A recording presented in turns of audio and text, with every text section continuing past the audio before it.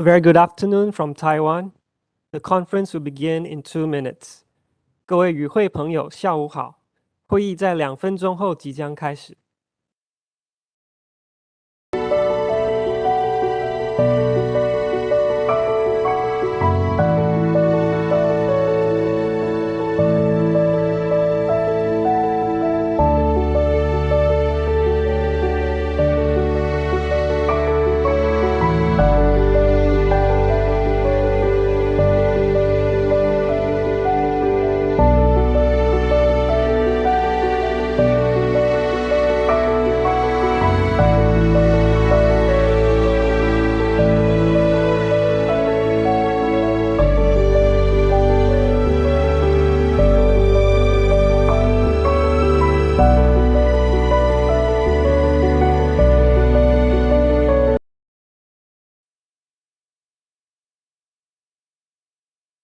Good afternoon, ladies and gentlemen. Welcome to the second day of the webinar on the development of digital economy in Southeast Asia and Taiwan, trade policy, business opportunities, and impacts of major regional trade agreements. If you're here with us yesterday, welcome back. This webinar is jointly organized by the Taiwan Coalition of Service Industries and the Taiwan ASEAN Studies Center of the Chung-Hua Institution for Economic Research, and is supported by the Ministry of Economic Affairs and the Ministry of Foreign Affairs, Republic of China, Taiwan. Before we begin, let me remind all participants that we welcome all questions regarding our topic today. Please do not hesitate to ask questions or share comments in the chat box. Our distinguished speakers will answer them during the panel discussion after concluding their presentation. 在此也特别提醒需要公务人员时数的与会朋友，请务必填写本场会议的意见调查表，并在此表单中填写完整的个人资料。今天和明天的意见调查表需各填一次，谢谢。Distinguished colleagues, participants, ladies and gentlemen. Yesterday, we looked into the development and prospects of digital economy from more of a regional perspective. We had an overview of how the digital economy in this region is evolving and a fruitful discussion on the possible cooperation between Taiwan, Southeast Asia, and beyond to push forward in this area. Today, we have among us another group of prominent speakers to share and discuss with us an important aspect of the digital economy, which is the development of e-commerce in this region. I'm most certain that our speakers today will bring us informative and inspiring content on this topic. So without further ado, allow me to introduce our moderator for the following session, Mr. James Liu, Liu Ruilong 副理事长, Vice Chairman of the Taiwan Coalition of Service Industries. It is also my pleasure to present you our distinguished speakers for today's session. First, we have Ms. Voranav Kamarsiri, Senior Manager from PwC, Taiwan. Hi, everyone. Next, we have Mr. Larry Pan, Commercial Manager from Shopline Limited, Vietnam. Hello, everybody. And last but not least, we have Ms. Dai Fanzhen, Director General of the International Digital Commerce Research Division of the Commerce Development Research Institute, Taiwan. Now, before I pass the time to our moderator, may I ask our moderator and speakers to take a group photo online together with us? Now, please look into your webcams and smile, and let me do the countdown. 3, 2, 1. Okay, thank you. Thank you very much. And without further ado, Mr. James, the floor is yours. Thank you, Jasper. Distinguished speakers and all participants from Taiwan and across the region, ladies and gentlemen, good afternoon. Welcome to attend this webinar, the development of digital economy in Southeast Asia and Taiwan. This is the second day of the program. We already talked about digital economy yesterday, and we will focus on e-commerce today. My name is James Liu, the Deputy Chairman of CSI Taiwan. On behalf of the organizer, I would like to express My sincere appreciation to all of you for your valuable time to join the webinar, and I wish you fruitful achievements this afternoon. As you know, digital transformation is already the hottest topic in the world. At the very beginning, everybody just talk about it, yet it's the time now to deploy it. Although the COVID-19 has impacted the world for more than 2 years, by means of a major regional trade agreement such as CPTPP and RCEP, people are looking for more business opportunities and solutions to current challenges. The CSI Taiwan Coalition Service Industry and the CIER Chung-Hua Institution of Economic Research Taiwan Asian Studies Center therefore work with the Ministry of Economic Affairs and the Ministry of Foreign Affairs of Republic of China Taiwan to organize this webinar and invite 3 professionals from the region representing Thailand, Vietnam, and Taiwan for the panel discussion. We will firstly have 3 short speeches, a short break, and then the panel discussion. Today's program will close at about 5 p.m. Taiwan time, or 4 p.m. in the region, like Thailand, Vietnam, or 5 p.m. in Singapore. Now let's welcome our first speaker, and I'll introduce the other 2 later. Our first speaker, Ms. Wanana Kamasari, the Senior Manager of PricewaterhouseCoopers Taiwan. She has the academic degree of both Thailand's and Taiwan's universities. As a professional advisor, Wanana has been a lecturer for cross-border investment for leading university in Taiwan, and also a speaker for government authorities in Taiwan and Thailand. She will address the topic of the development of e-commerce in Thailand and the business response and strategy in the next 25 minutes. Now let's welcome Wanana. The floor is yours. Thank you very much, James, for your introduction. Let me share my slide with everyone, and we can take a look for my presentation and what I'm going to share today.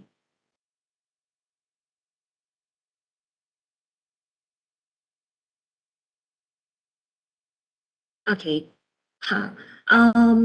สวัสดีค่ะ Good afternoon, everyone. My name is Varanat Kemasri. I'm from PwC, Taiwan.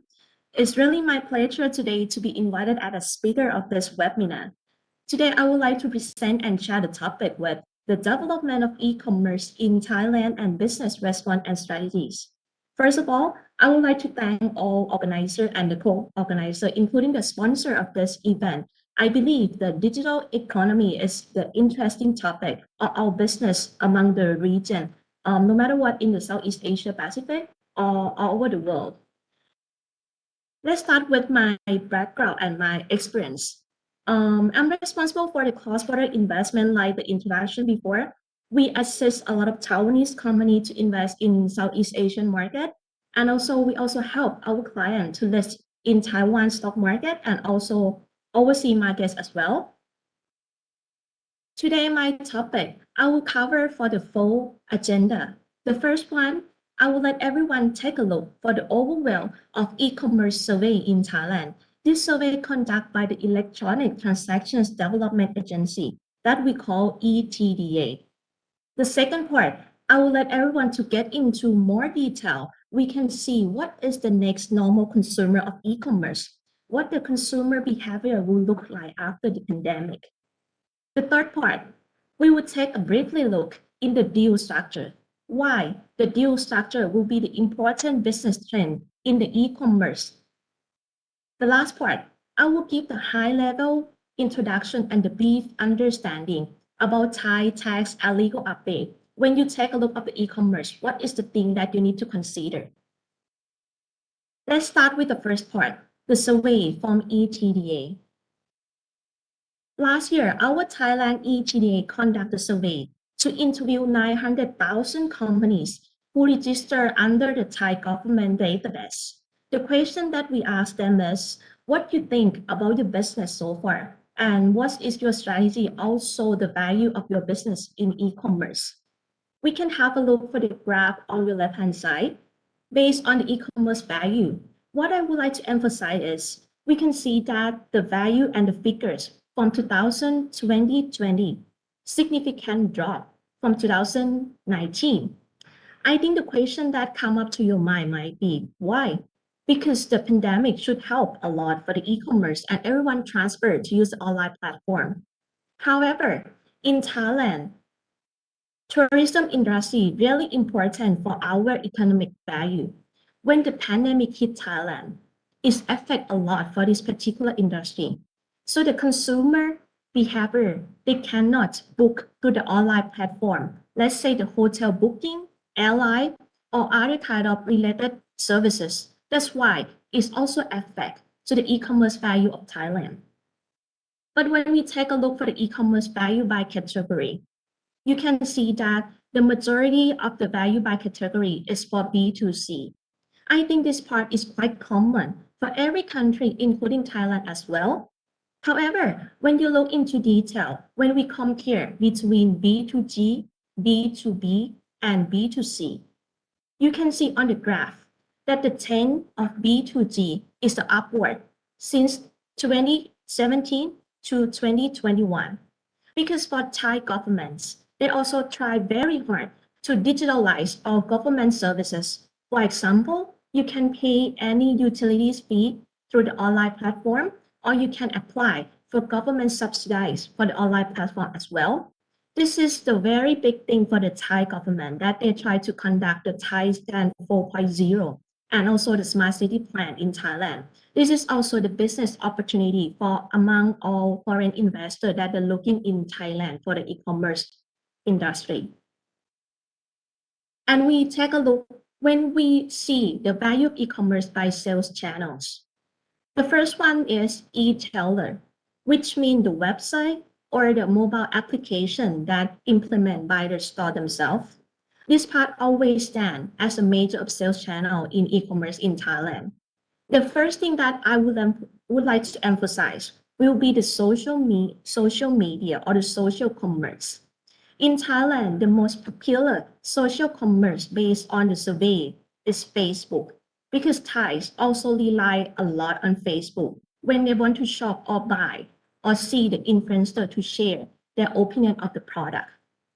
And the other thing in the sales channels that I would like to emphasize is ride-hailing platform, which means the food delivering or the carpooling platform. It's not just only of the pandemic, but in Bangkok, it related to the consumer behavior because we always have traffic jam if you ever been in Bangkok before. That's why many Thais in Bangkok also used to use this kind of services more and will be expand even more in the future. When we take a look of the payment channel, this also related to the sales channels that I just mentioned before. Because when you rely on the payment channel to do the e-tailer, most of the way that the consumer will use absolutely is for the banking app or do the online payments. However, we see from the trend of the survey that the omni-channel, which means the mix between online shopping and also over-the-counter payments, might be the trend that we need to catch up or focus on.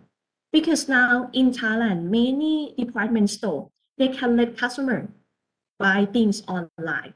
And the customer also can go to the department store to pick up the thing and pay over the counter also. This is the brief introduction for the value of e-commerce in Thailand. So we take a look into the next normal consumer of e-commerce. Not just only EDTA that conduct the survey regarding e-commerce.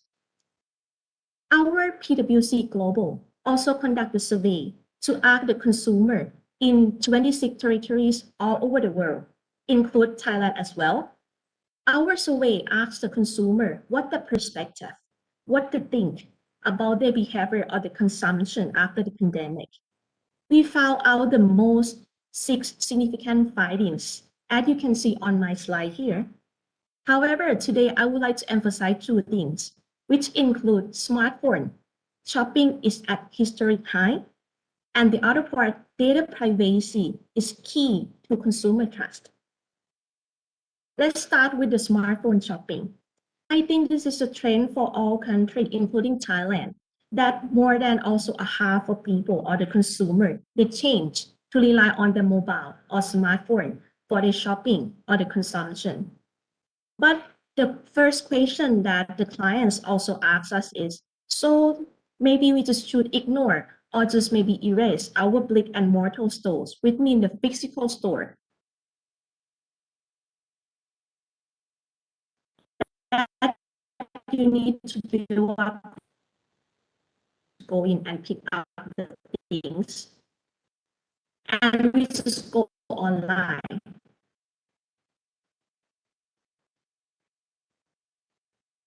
Is the correct strategy for us? Based on our survey here, the answer is very interesting. Take a look here. When we ask the respondents in the last 12 months, how on bought products using in-store or the mobile application, you can among region here, Malaysia, Thailand, and also Singapore. They also shop in-store and also on mobile as well, which means that it's not just only you change permanently to online. It might have to be the mixed strategy. The important thing about the store is the location. The respondents said they're willing to go to shop in the store if the location is close to their workplace or close to where they live. So this is the strategy that we talk with our clients, that you need to look at your product segmentation and also need to look at what you want to sell, who you want to sell to, and you can put up the mixed strategy. The next topic is the data privacy. I think this topic is really really hot topic for every industry, especially in e-commerce. The consumer said that during the pandemic, they also use a lot of online things. That's why data privacy, especially for their personal data, is really important for them. Include Thailand as well, which you can see on the answer here. The thing that I would like to mention more is the consumer. They don't just look on your ESG policy, but they want you to listen to them. They want to hear that you also want to hear what they think, and you're concerned about the problem.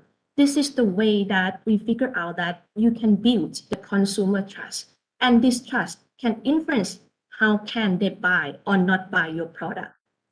And for Thailand, in this year, Thailand also will implement Personal Protection Data Act, which means every single company in Thailand need to care more about the data privacy.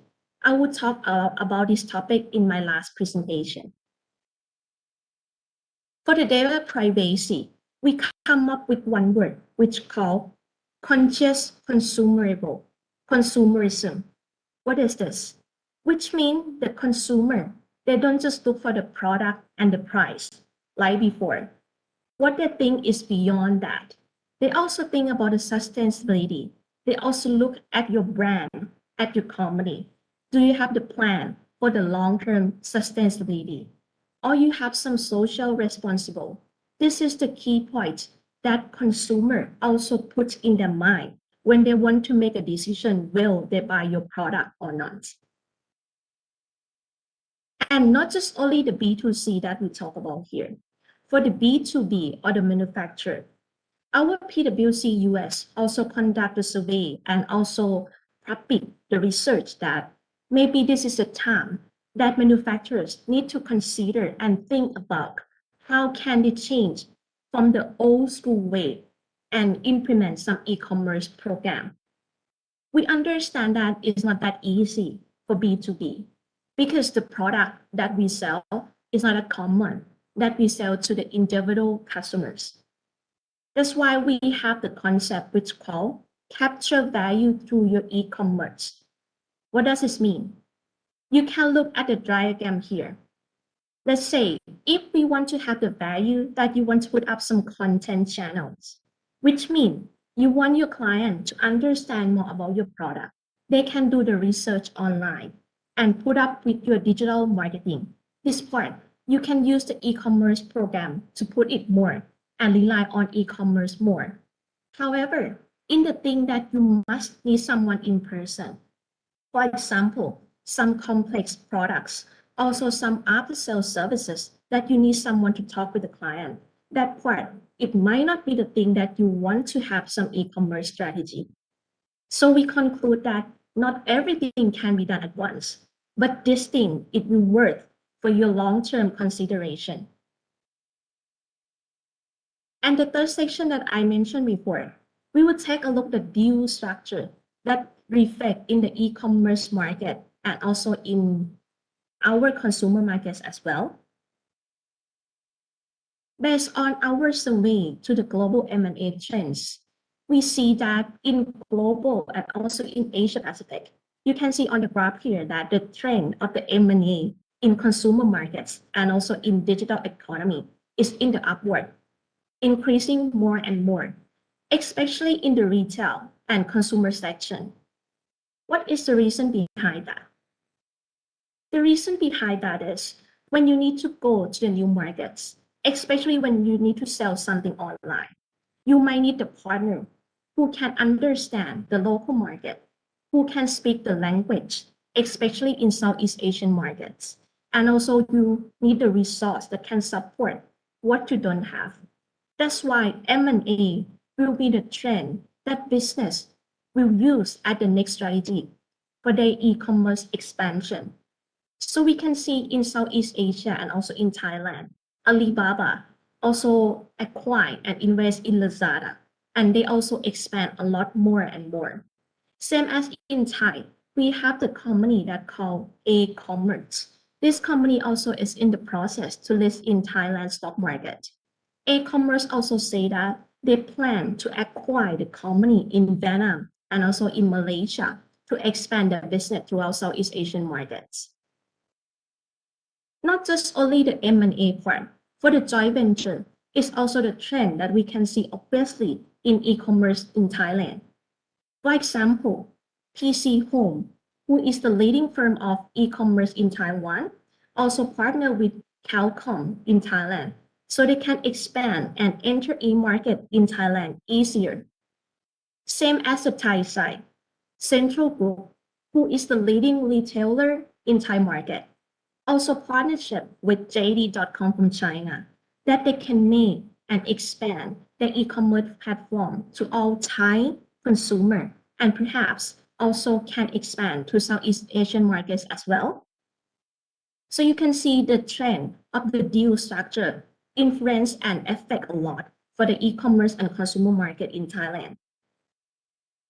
For the last part, I will give the high-level update for the tax and legal that you might need to consider if you want to go to Thailand and expand your e-commerce business. The first thing that I mentioned before, PDPA, Thailand Personal Data Protection Act, will be implemented in this year, around June. So we conduct a survey to ask all Thai companies, are you ready for that? The answer that we have is 51% of companies said, yes, we're ready. We have started to implement it. However, they always come up with the issue that, but we don't have enough team. We don't have enough manpower. We don't have enough professional resources to help us for this. So we get the feedback is, even though the company are alert for this thing, but they really need some professional advisor or the team that can help them to implement it. And the last topic, digital service tax. I think this digital service tax topic have been discussed a lot in Europe, US, and also in Southeast Asia as well. Also in Thailand, Thailand Tax Authority implemented this tax law last year. This tax law covers all the non-resident operators who sells and provide the service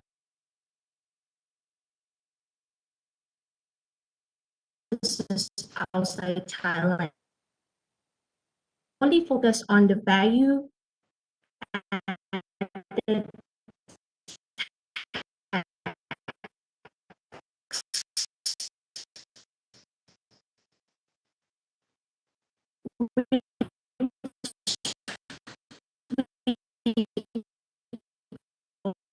VAT. This part, you can take a look easy, like if you are non-resident that you sell your report in Thailand. The first question that we figure out from our clients, but we provide the service through Google and Apple. So is Google or us that need to do this thing? The answer from Thai Tax Authority said that if you do any service through the electric platform operator, then it's not your responsibility to do this part. It will be Google or Apple that will help you to submit the VAT report. But I think there is so much information about this part. If you have any question, maybe we can have a talk in the Q&A or later after our presentation today. Before I finish, I will have some key takeaway to give to our audience here to remind you what I really want to mention during my presentation. Technology is changing how we do business. Thailand's growing e-commerce market is really focused on the mobile application and also the online banking. Conscious consumerism is really the trend that the consumer care more about your sustainability, care more about how you listen to them. It's not like the old school that we used to use it before. And the part that is really important, if you want to do the new thing, no matter what is the business strategy or you want to go to the new market, right strategy, right approach is the thing that you need to keep in mind for your long-term achievement. Thank you very much. Okay, thanks to Wananat for her excellent speech introducing us the value of the e-commerce in Thailand, such as the smartphone shopping at a historical high, and 7 things for manufacturers to consider. So we can discuss some more at the panel discussion later if you have any questions. So all right, our next speaker, Mr. Larry Pan, he is the commercial manager in Shop9. He ever worked at the Shopee Food in July 2020 through April 2021. So besides strategic plan to develop and innovate the digital products to adapt to the market, he is also experienced at the merchants acquisitions from the Vietnamese market. He's going to give us a 25-minute speech about the development of e-commerce in Vietnam and the business response and the strategy. Now let's welcome Larry. The floor is yours. Okay, thank you, Mr. James. Hi, everyone. I would like to share my slide.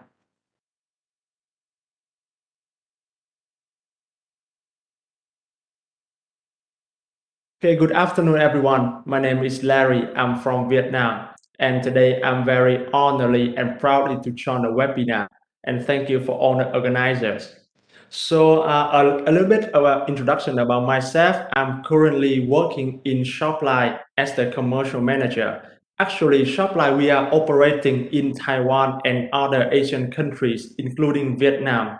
And besides that, I was working in 2 biggest platforms of e-commerce in Vietnam, that were Shopee and Lazada. So today I'm here for 3 reasons. Firstly, based on my practical experience, I would like to share my point of view and observation about the Vietnamese e-commerce market. And I hope that it's going to be helpful for you. Second one, it would be great when I can get updated from the other speakers and audience about the Asian market. And the third one, for the Taiwanese brands or any ideas that you want to expand to Vietnamese market, me and my company, we are willing to be a great connection so that we can connect based on my personal email on the slide. Okay, so I will go through the agenda for my presentation. There will be 3 main parts. Firstly, market overview in Vietnam in the last 3 years post-COVID. The second one, we'll go to see what are the big 3 e-commerce platforms.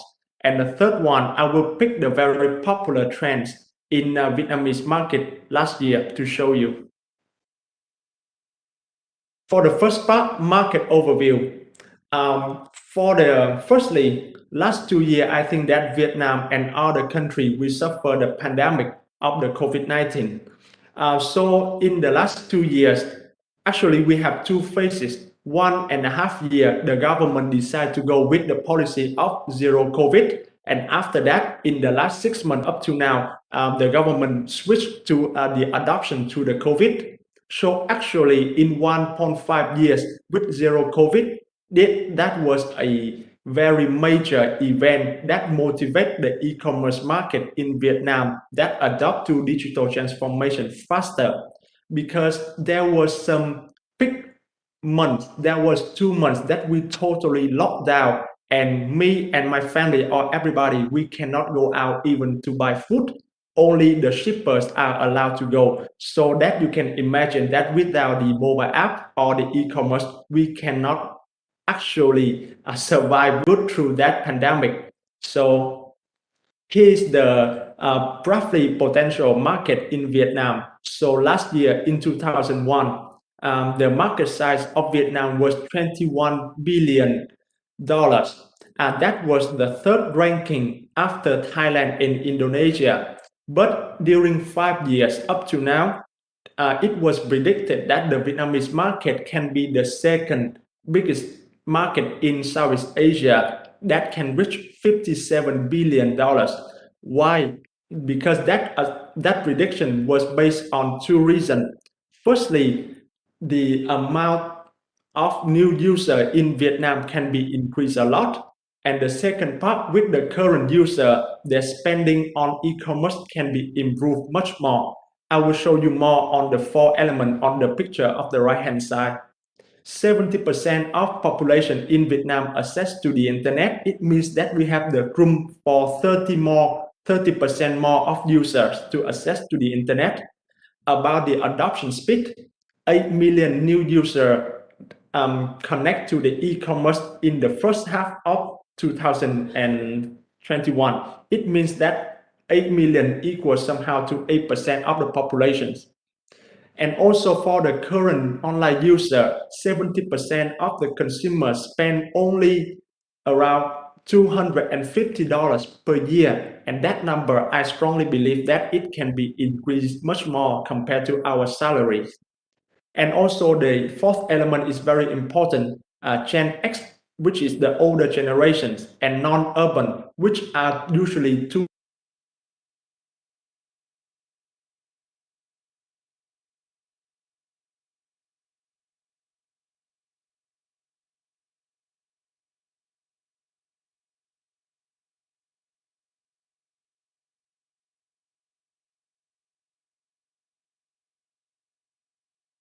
Hello, Larry. You may turn off your video.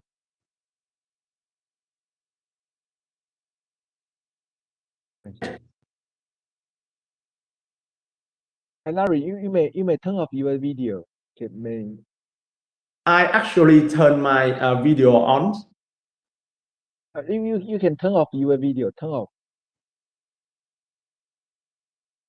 Turn Okay, off okay. video. Go. Yeah. The Yeah, signal to is get the not, better quality of the communication, you may turn off your video. So go ahead, please, Larry, please. Okay.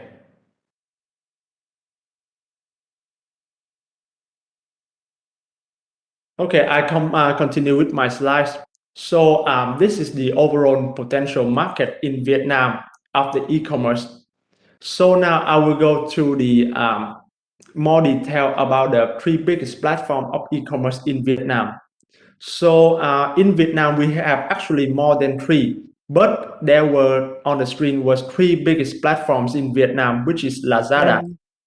Excuse me, sorry, Larry, because we Yes. lost you for around two minutes back then. Can you go back a few slides? Oh, yeah. I'm sorry, I Lost, didn't notice we that. lost connection just now. Yes, so you can remain switch off your webcam and continue on with your presentation. Thank you so much.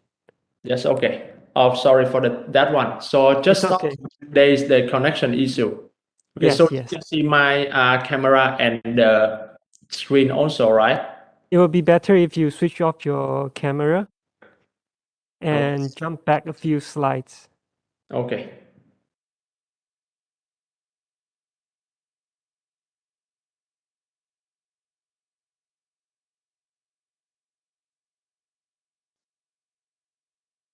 Okay, so I will back again with the slide of the e-commerce. So what my main point here is that the currently Vietnam at the third ranking in the Southeast Asia. But in the next 5 years, it was predicted that we can be the second one based on two reasons. First one, the amount of... I'm so sorry, Larry, but your presentation slide is not coming up. So let us share it for you. Okay. Yeah. Okay. Can we start from this slide? Yeah, next slide, please. Okay, just let us know when to go to the next slide. Thank you so much. Yes, Please okay. continue. Okay, so I will back my main point is that so based on the two main things, that is the amount of new users gonna join the Vietnamese e-commerce platform, which is we have 30% of the population not access to the internet. And second one, we have the very high speed of adoption of the new user. That 8 million new user in first half that join the e-commerce equals somehow 8 to 9% of our population. And for the current online user, we have 71% of consumer that spend under $250 per year. And I strongly believe that number can be improved much more based on our salary bench. And the fourth element is that the older generation, which is Generation X, and non-urban usually are two segments that adopt the e-commerce very late. But last year we record that 84% of Generation X and 4.5 million non-urban in Vietnam that joined the e-commerce platform. So the next slide, I will go detail about the two biggest platforms in Vietnam. So as you can see, in Vietnam, the three biggest platforms that was Lazada, mainly invested by Alibaba, Shopee, mainly invested by C Group, Tiki was the local Vietnamese firm, but now they actually got the investment from other foreigners company. So here on the screen, there was a very important metrics for the e-commerce, that is the average monthly traffic by million. So we can see that Shopee actually has a very high traffic compared to Lazada and Tiki, and also they have 70% of the market share. But we cannot give a conclusion that if you are a seller and you want to sell online, you need to go to Shopee. It is not true yet, because besides the traffic, we also need to consider other segments. For example, Tiki, they are focusing on the very good quality. And if you are a merchant want to sell on Tiki, you need to have a lot of procedures. While in Shopee, the procedure for onboarding is very easy. So also Shopee got the current issue to control the quality and also the price competition, because they have too many merchants. In the other hand, Lazada choose the midway between Shopee and Tiki in the term of amount of merchants and also their traffic. Next slide, please. Next, I want to show you very interesting finding. That was a survey based on the top 1,200 search SKU on the Vietnamese e-commerce platform. And we found that 17% of the SKU was the local commodities, and 83% that was imported brands. So that number speaks a lot about the difference between the local commodities and also the foreigner imported commodities. On each platform, actually Tiki has higher rate of local commodity because they are more prefer of the local stuff. But Lazada and Shopee, you can see that the number is much more lower. So there are four reasons why the foreigners or imported commodity have more ratio. First one, in Vietnam, the SME can import the merchandise easier than last 3 years. And now we have many services to sourcing from the Tmall, from the Taobao for the Vietnamese merchant. The second reason is that the foreigner brands and distributors from other countries, for example, Taiwan, can expand directly to Vietnamese market. The third reason, many e-commerce platforms currently support the cross-border. For example, Lazada Global, they also support the Chinese merchant to sell directly on Lazada Vietnam. And the fourth reason, the nature of our e-commerce inside, that many merchants can actually dropship and they don't even have the commodity, so they just do the dropship for the bigger distributions. Okay, next slide, please. So we just go through from the platform and also the merchant side. So now I want to show about the buyer behaviors. So the word new normal and digital transformation, as the story I tell before, that really trigger the purchasing behavior of the buyer in Vietnam. So last year, the average platforms the user used was 8.2 platforms, and that number was 1.4 uplift versus the 2020. And the categories the user purchase also increased up to 7.7 categories.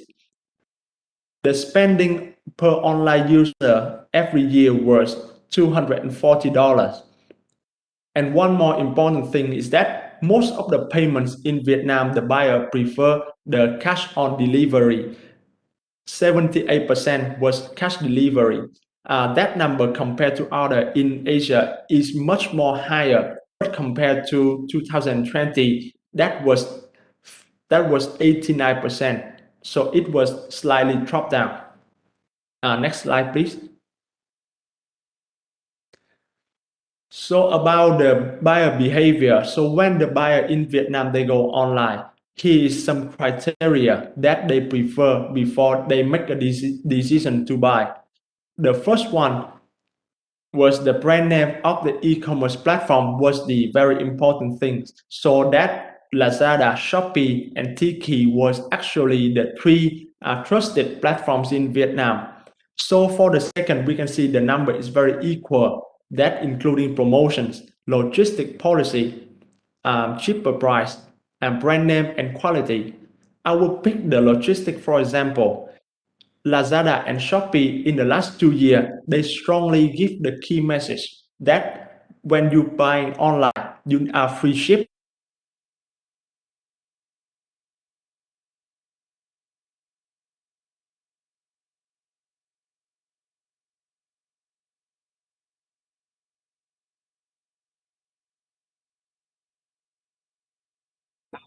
Larry, are you there? Yes. Hi, James. Okay, can you can you back about 1 minute? Sorry, Larry, we lost you again just now, maybe due to some connection problem. Okay. Oh, sorry for that. It's okay. Please continue. Okay. Yes. Okay. For the buyer behavior. So when I'm talking back about the buyer behavior, so the criteria the customer prefer when they go online, that was the e-commerce brand name, was the top one. Also promotion, logistic, and brand name quality was also the second one the buyer prefer when they choose to buy online. The logistic in Vietnam, Shopee and Lazada give the key message to the customer that when they go online, they are free ship. They give the message during 2 years. So now the customer in Vietnam, they get familiar with the free shipping when they purchase online. So for the quality commodity, because Lazada and Shopee, they have the very kind of easy onboarding process. So it is quite difficult to differentiate between the good quality and the bad quality. So Lazada, they offer the Lazada Mall, and Shopee have the Shopee Mall, which means 100% quality. Tiki is the only brand, the only platform that offer 100% original commitment, because when you want to buy, you want to sell on Tiki, all the procedure and onboarding process need to be cross-checked very carefully. Next slide, please. So I want to pick one very important trend in Vietnam last year, that was live stream. And this is the very good tips for the merchant who intended to sell in Vietnam. Because during the lockdown, live stream was the only channel that connect during the lockdown, that people feel connected with each other. So every day on the social media, there was 70K to 80K daily live campaign. And also on the e-commerce, for example, Lazada record the increase of 120% during the lockdown. On the picture, that was one of our success case that the seller is actually not a company. This is just a household seller, and she doesn't have the brand name for the product. She only imported from the foreign countries like China. But every day, based on the live stream, she can deliver thousands of orders daily. Okay, so for the last slide, please, next slide, please. I want to summarize some opportunities and challenges for a merchant who want to sell online in Vietnam. So first one, in Vietnam, we have the fully supported and motivated by the government. There are two important decrees. That was important that the government decide that they need from now to 2025, Vietnam can digitalize all the government system and also the private system to adapt with the technology. The second one, the COVID actually give a push the transformation process faster than we thought. And the third one, we are a young and dynamic market with a very big room to grow. In the other hand, because we are a very young market, we face some challenges related to quality and origin control. Is actually not tight yet. Actually, the government decided to go step by step, and currently we decide to pick some categories that is important. For example, the truck or the functional medicines. For that kind of stuff, there is a must that have the license and origin certificate before you sell online. But for the fashions or the general merchandise, when the sell online currently is kind of easy. The second one, the local merchant face a challenge toward the technology. The local merchant, they know that they need to go online to digitalize, but actually they are lack of skills to adapt with the technology. So that's why there's a very big chance for the B2B business, especially for the solution related to e-commerce. For example, our company Shopline, we offer the solution to support the local merchant grow better. The third one, logistics in Vietnam is not optimized yet. During the e-commerce peak time, there are lack of human resource to deliver, and also the infrastructure to support the logistics is not good yet. We are improving on that.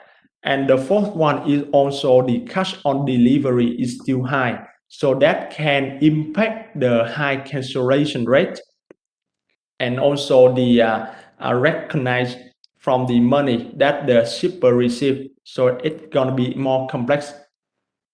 So that's all for my sharing, and thank you for your attention.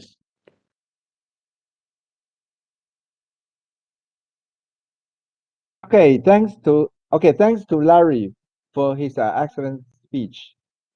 We know Vietnam market size in 2021 is third ranking, and Shopee, Tiki, Lazada, the top 3 players in Vietnam. People lack cash on delivery, but in that regard, how to run the B2B e-commerce. So we can have a further talk on this at the panel discussion later if you have any questions. So, all right, let's welcome our third speaker, Dr. Ben Chen Tai. She is the Director General of the International Digital Commerce Research Division, associated with the Commerce Development Research Institute, we call CDRI. The CDRI is a government-sponsored think tank dedicated to developing and implementing industry cultivation policy. So Dr. Tai and her team's focal areas are the internet economy and consumer behavior, and the innovation of retailing and the internet services. So the international marketing and the market entry strategy and the market data application for digital transformation. So Dr. Tai will give us a 25-minute speech at the topic of the development of e-commerce in Taiwan and the business response and strategy. Now let's welcome Dr. Tai. The floor is yours. Okay. Thank you, James, our moderator, and also welcome everyone. Welcome. Let me share my slide. Wait.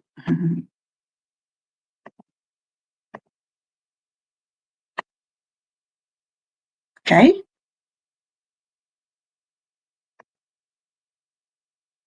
Can everyone see my screen well? Yes, no problem. Okay. Now, today I'm going to have a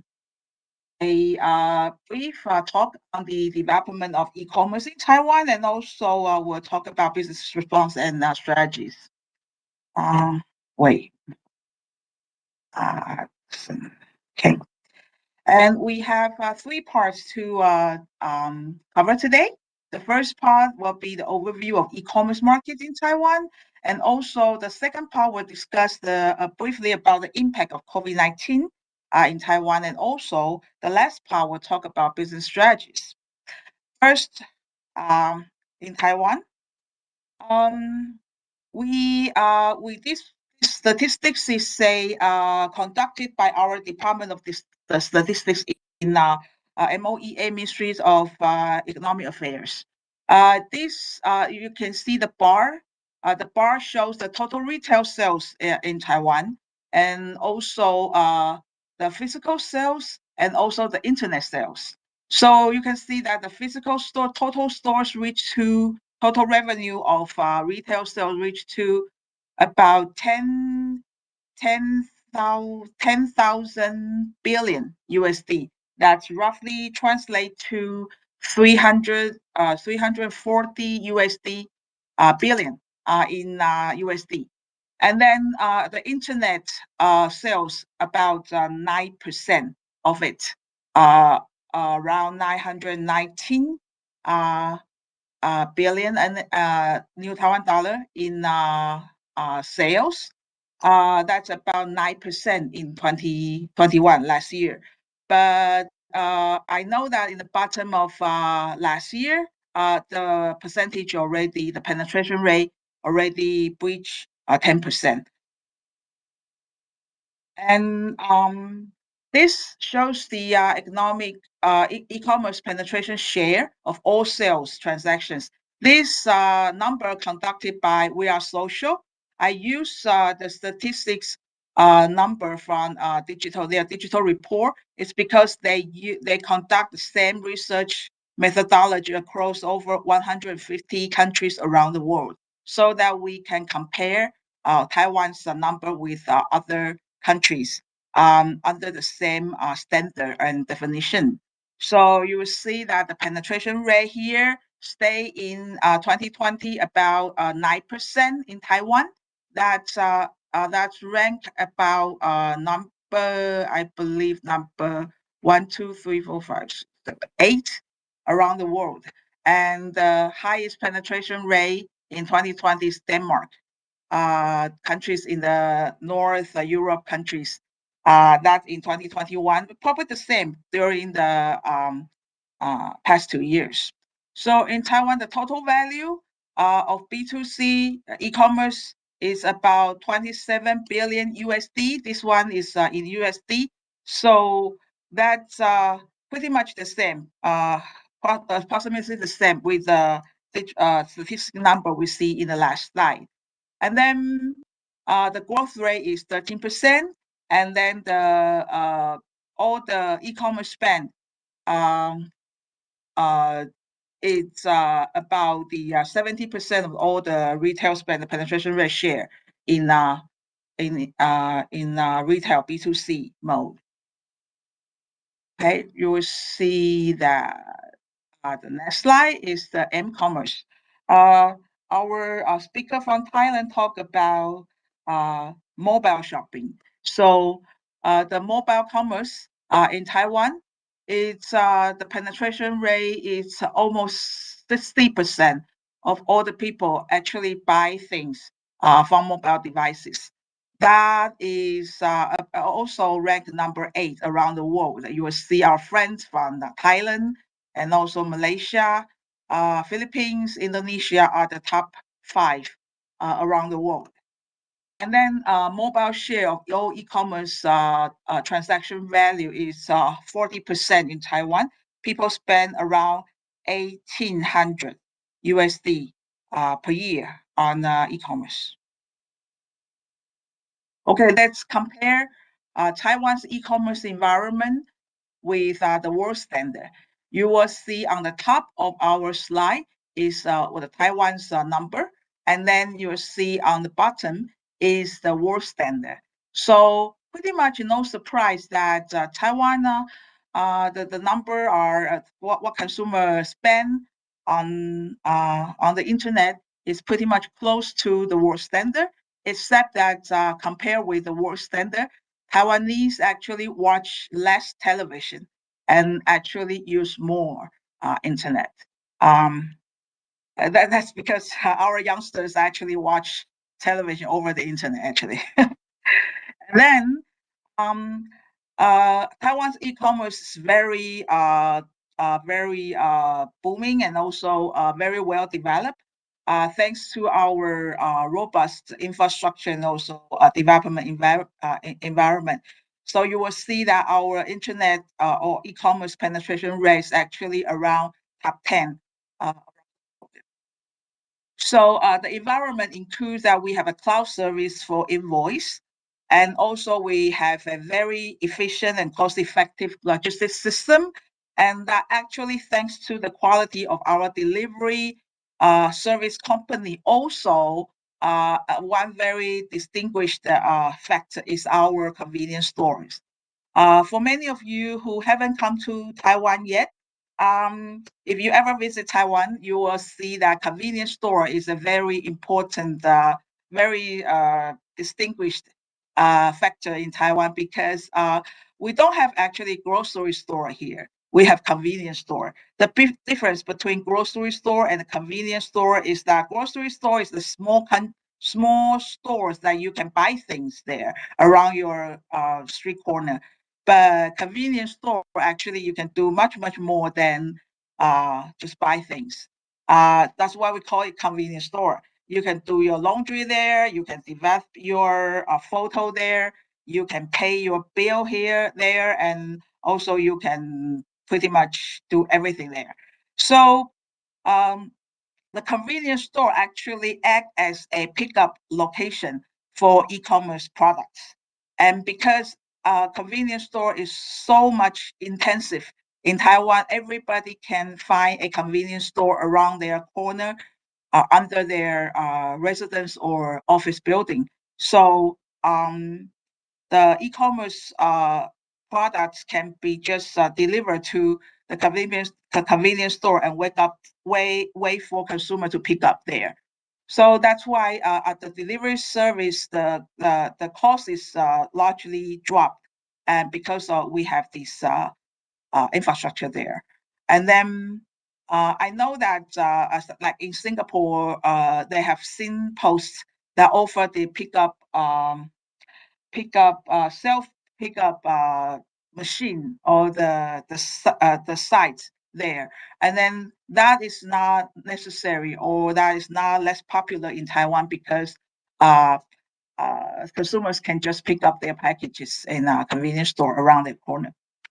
So we also have a very different various kind of online payment methods. So that's helped the e-commerce develop as well. Okay, the ecosystem here, we have B2B, B2C, B2B2B, and also all kinds of business model here. I list down the prominent companies under different business model here. So you will see that most of them are local or home business, except that you will see in the C2C area, the cross-sell and also Shopee is from Singapore. And also under the B2B2C model, you have Rakuten there, it's from Japan. And otherwise, they are all local platforms or brands. And we have the online payment services. We have only Lightpay. We have a Lightbank here. So Light is from Japan or Korea, Japan actually. And then the logistics service are all local companies. And the major B2C players in Taiwan are, we summarize here in this chart. And then you will see that the top three, actually all of them are in, almost all of them are local business. We list out only B2C. It's because that the transaction value of C2C or B2B2C is very difficult to survey. So B2C has more certain merchandise gross value. So that's why we only rank this business model here.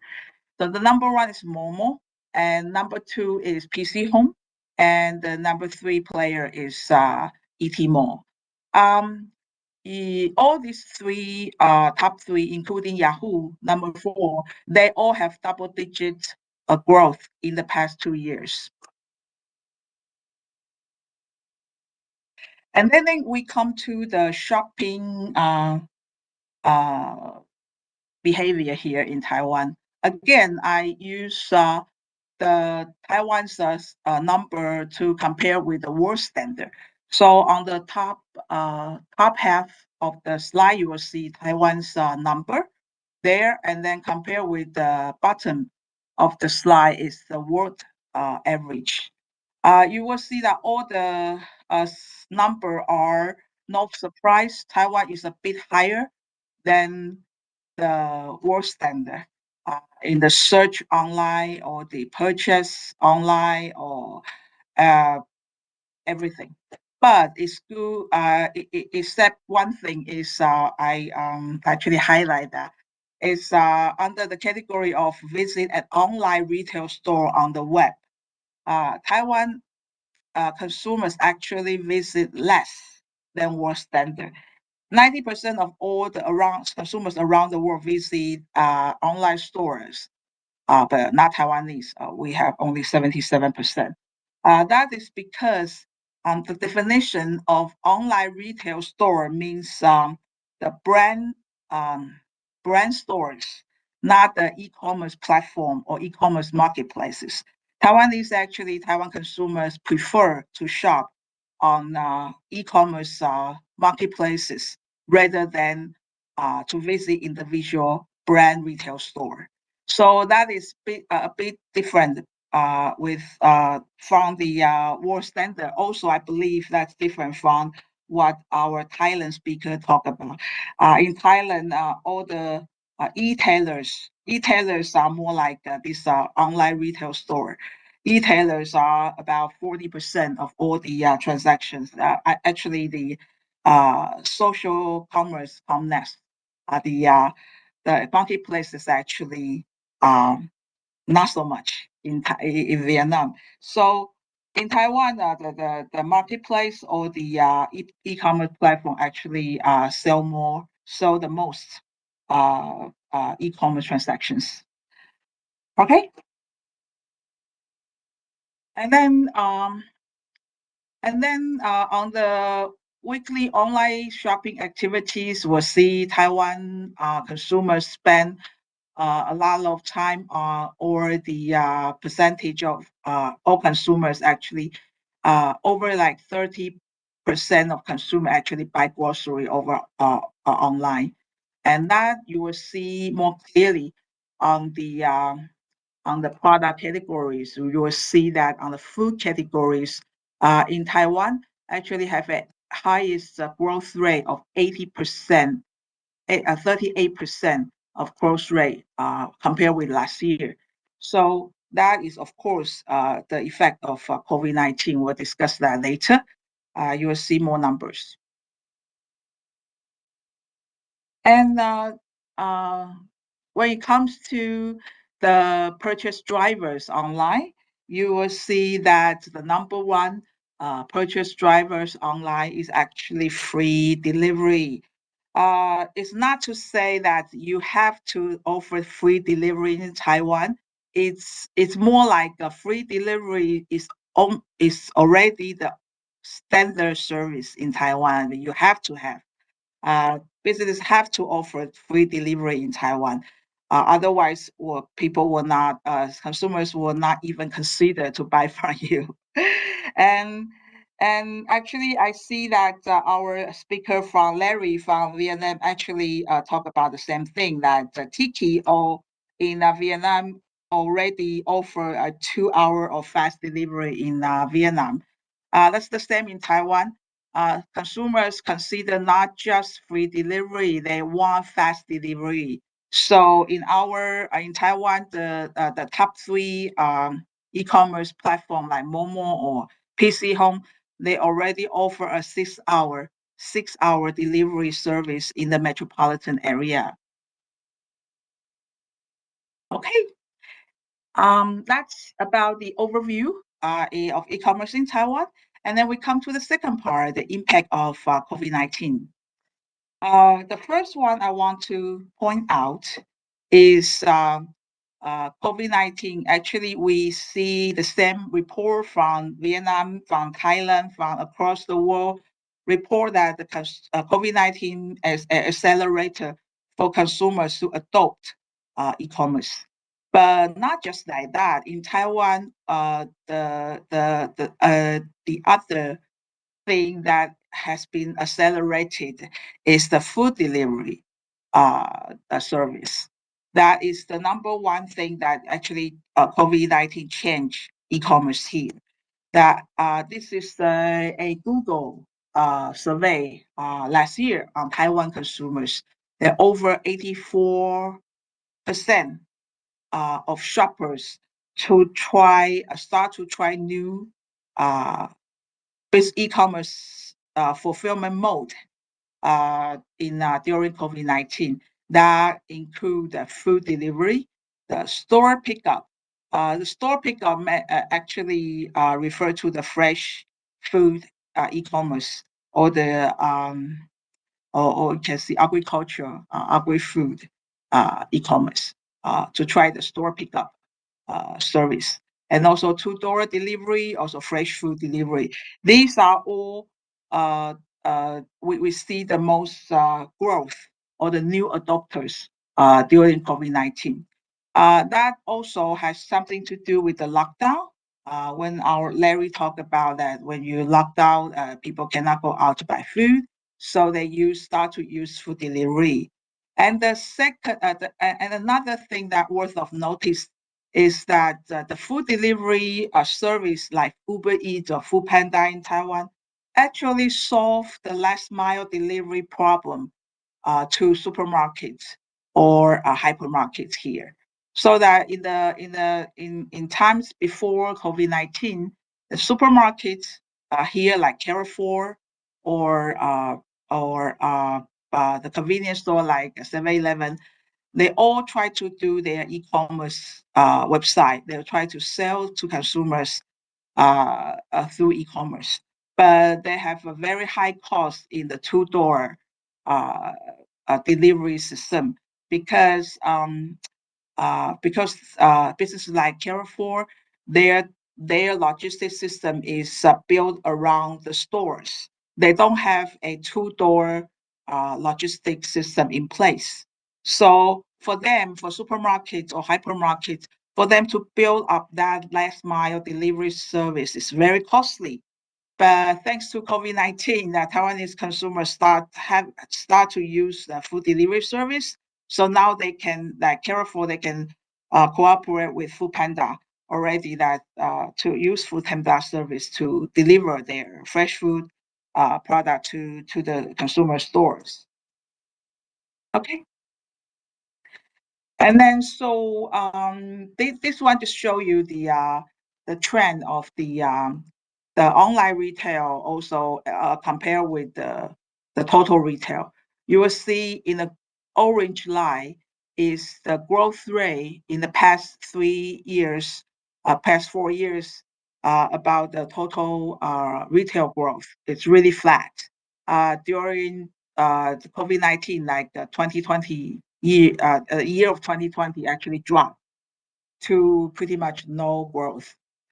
But contrast to that flat curve, you will see the online retail in the yellow line. That's actually double-digit growth every year. And in the year of 2021, the online retail sales reached the highest record high, with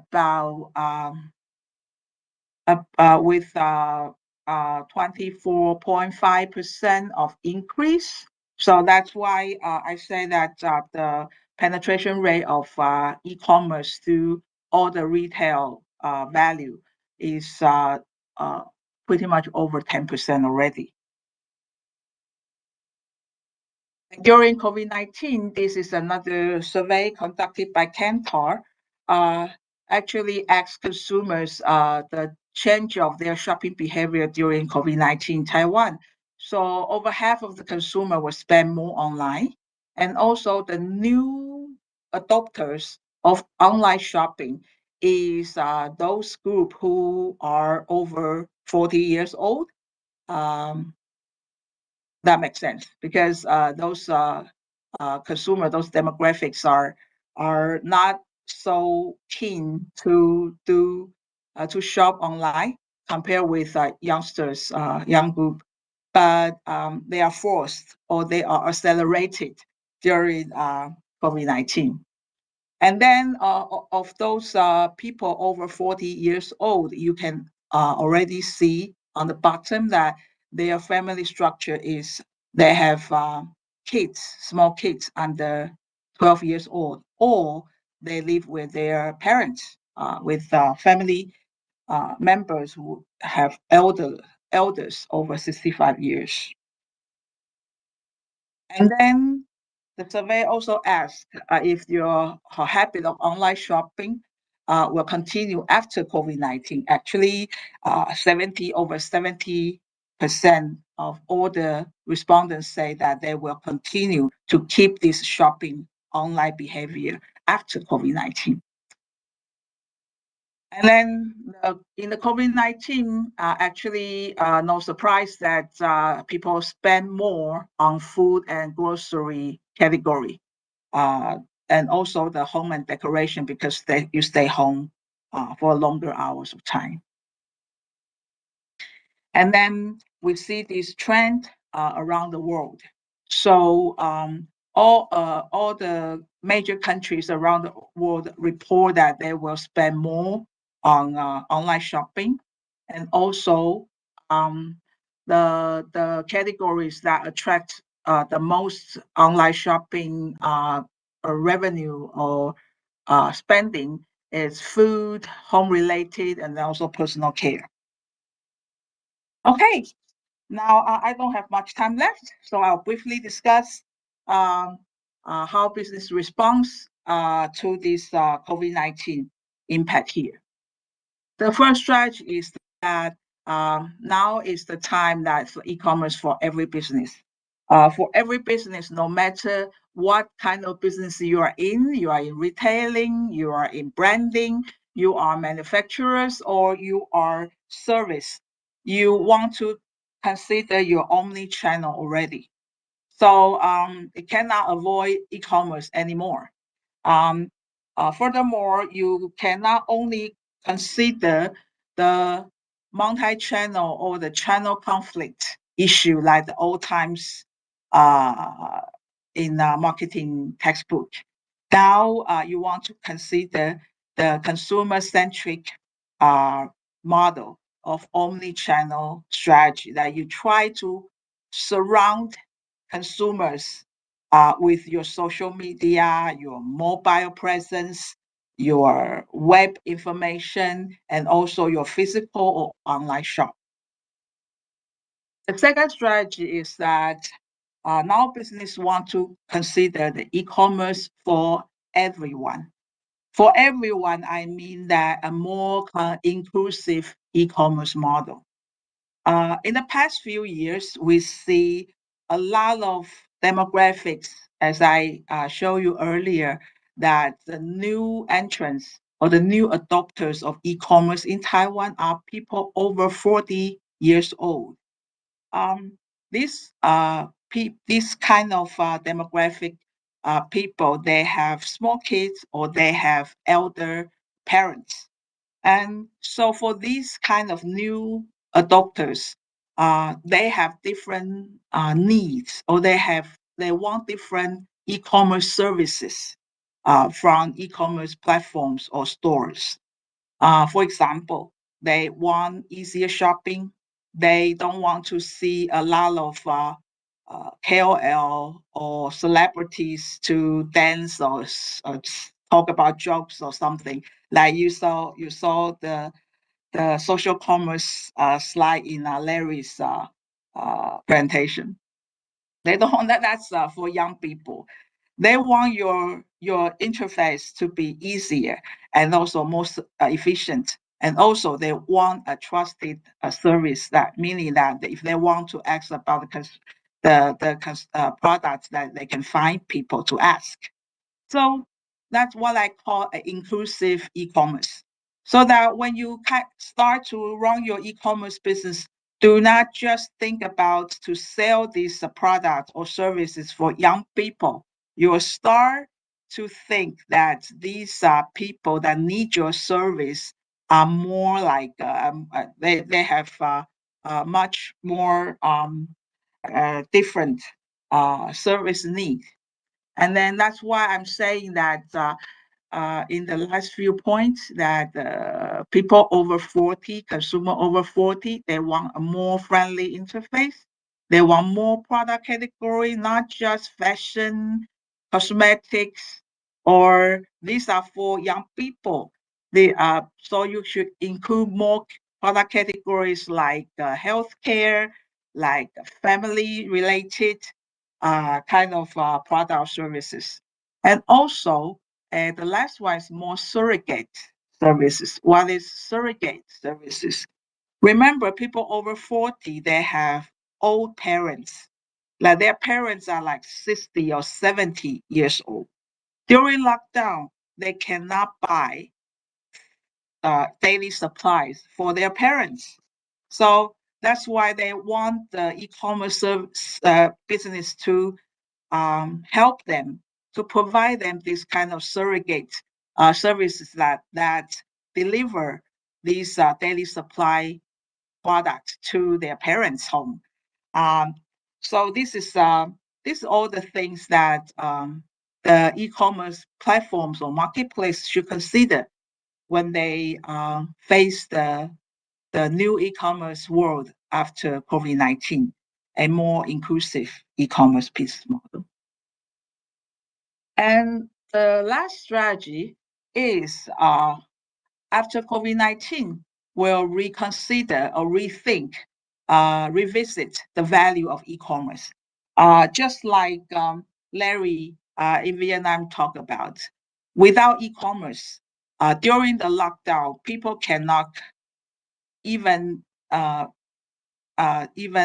live or without e-commerce. So e-commerce actually is not just economic consideration. It is actually a very important part of social resilience.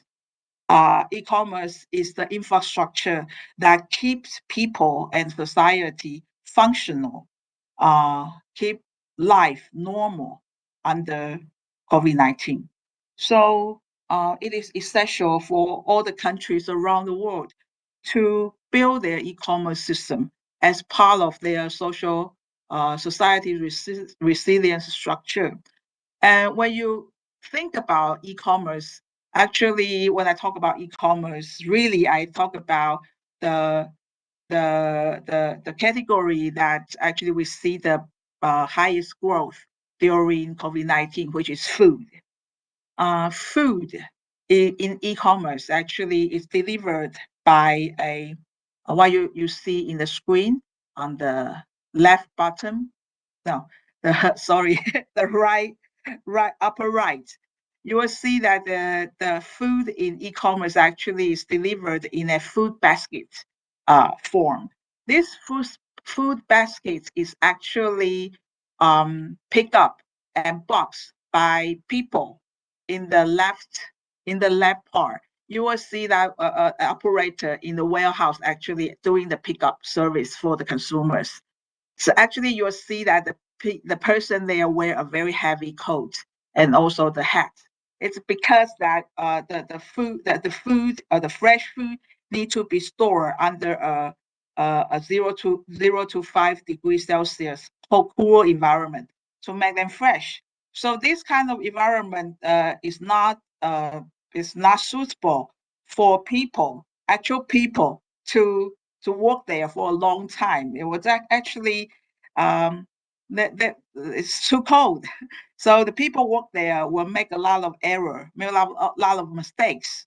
So it's essential actually to deliver to develop some kind of machine pickup solution in the warehouse, particularly for fresh food product category. And then the fresh food is actually very difficult for machine or AI to read, because we as a human being, we can identify apple as easily as apple, we know.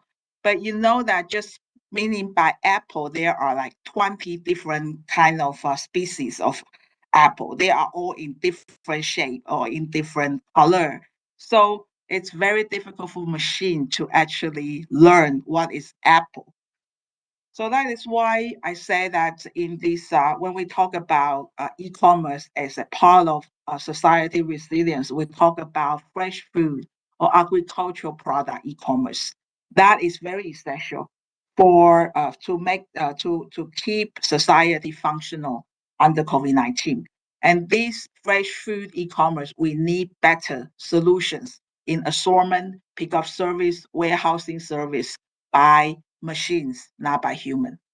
So this is actually my presentation today, and thank you for listening. We can discuss and answer your questions later in the QA session.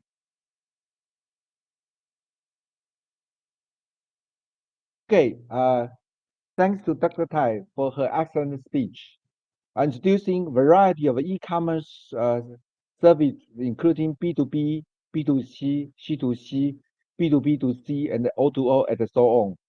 And also introducing the robust infrastructure in Taiwan. And also mentioned that the COVID-19 changed the shopping behavior. The 48% of shoppers use the new modes. So actually, I'm one of the name, you know. We normally we organize the lunchbox meeting together, but now due to COVID-19, we can't be together. So we order the food by Foodpanda, such as Foodpanda, and send to all the attendees separately, but join the video conference together. So we still have a lunchbox meeting. So that's very interesting, and we can talk more at the panel discussion later. So we okay. So before we take in the break, I want to thank one of the Nari and Dr. Tai for their great presentations. I also want to thank all the participants for your attention. So now let's back to Joseph. Thank you, Mr. James. We will now enter a 10 minutes break. It is now 3:52 in Taiwan, so we're going to be back here at 4:02. In the meantime, feel free to leave a question or comment in the chat box. Our colleagues will continue to collect those questions and provide them to our moderator and speakers. So be sure to join us once more in a short while. Thank you.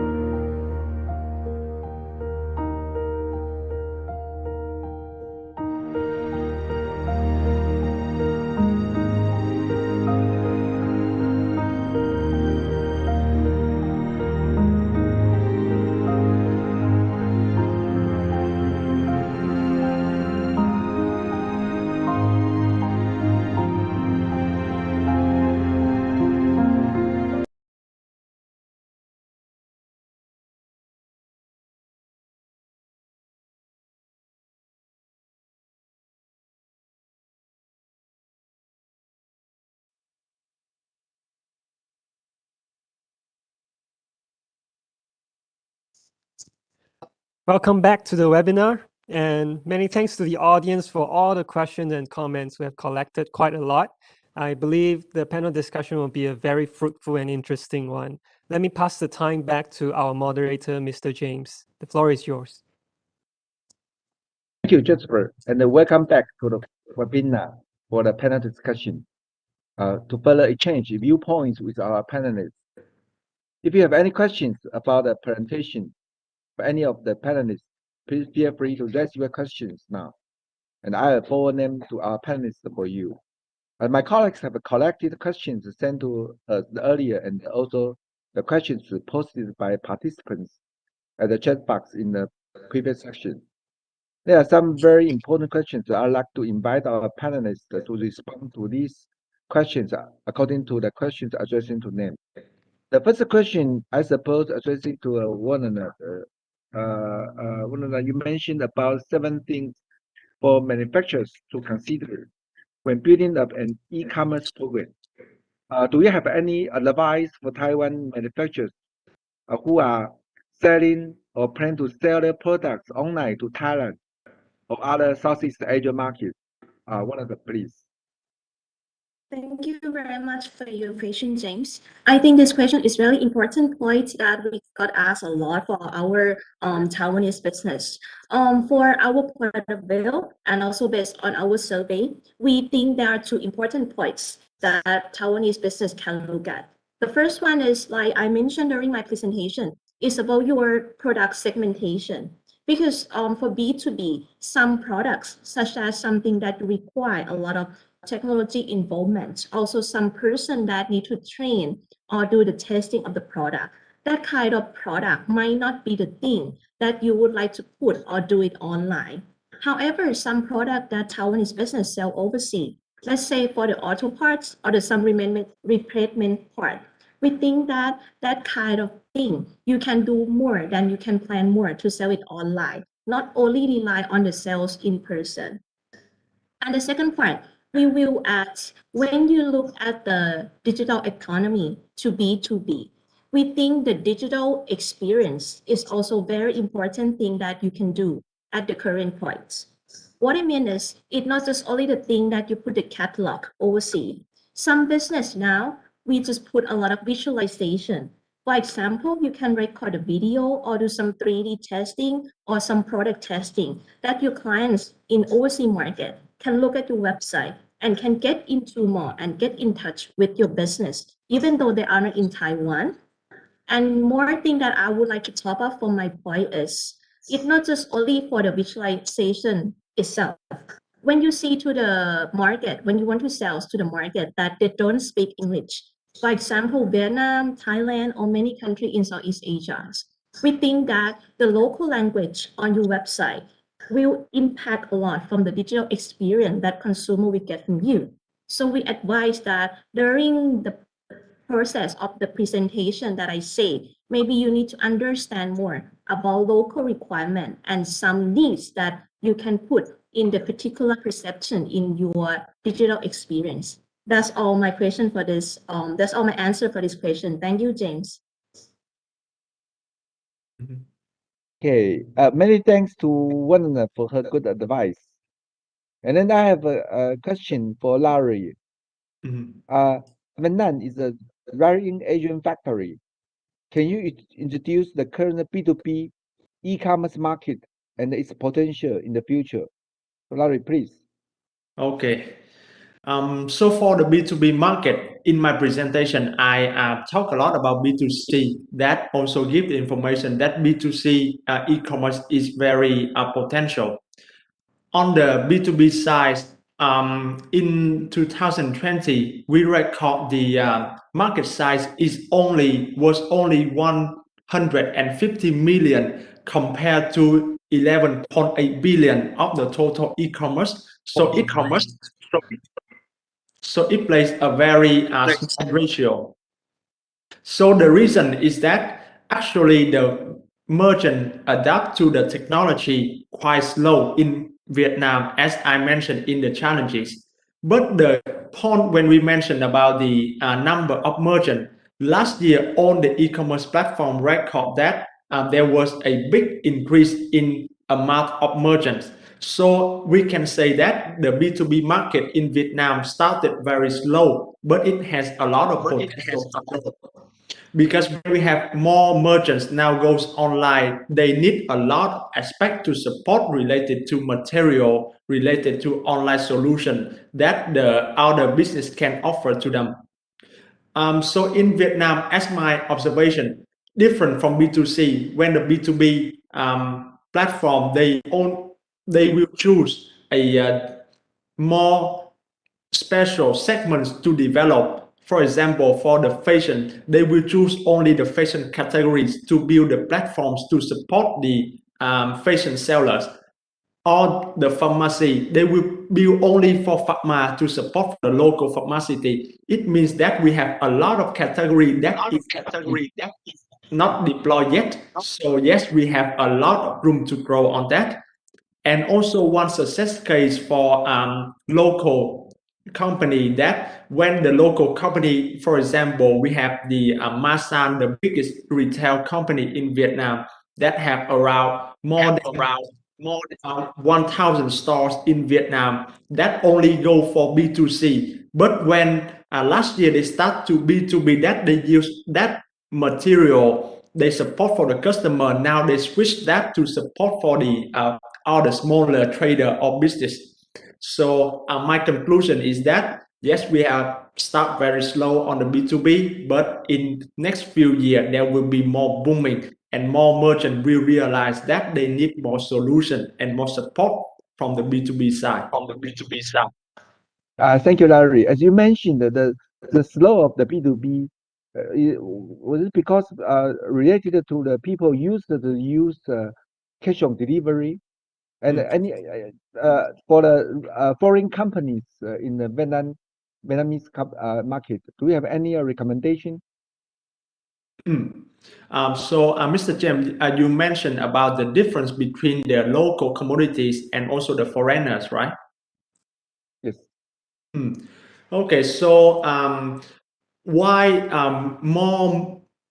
the SKUs in Vietnam are more on the foreigners commodities? So firstly, if we compare some common category, for example, the fashions or the general merchandise in Vietnam, we can actually manufacture that, but compared to, for example, China's, the various of the SKU, and also it is more trendy SKU, so that the sellers in Vietnam, they can prefer to import from other country and then resell in Vietnam. And also the price, it can be depends on the product, but mostly the product import from China, for example, can get a very competitive price if we can import the bigger quantity. And one more insight from Vietnam is that we have manufacturer here, but the amount of reseller is, and it is also increasing based on the COVID-19. So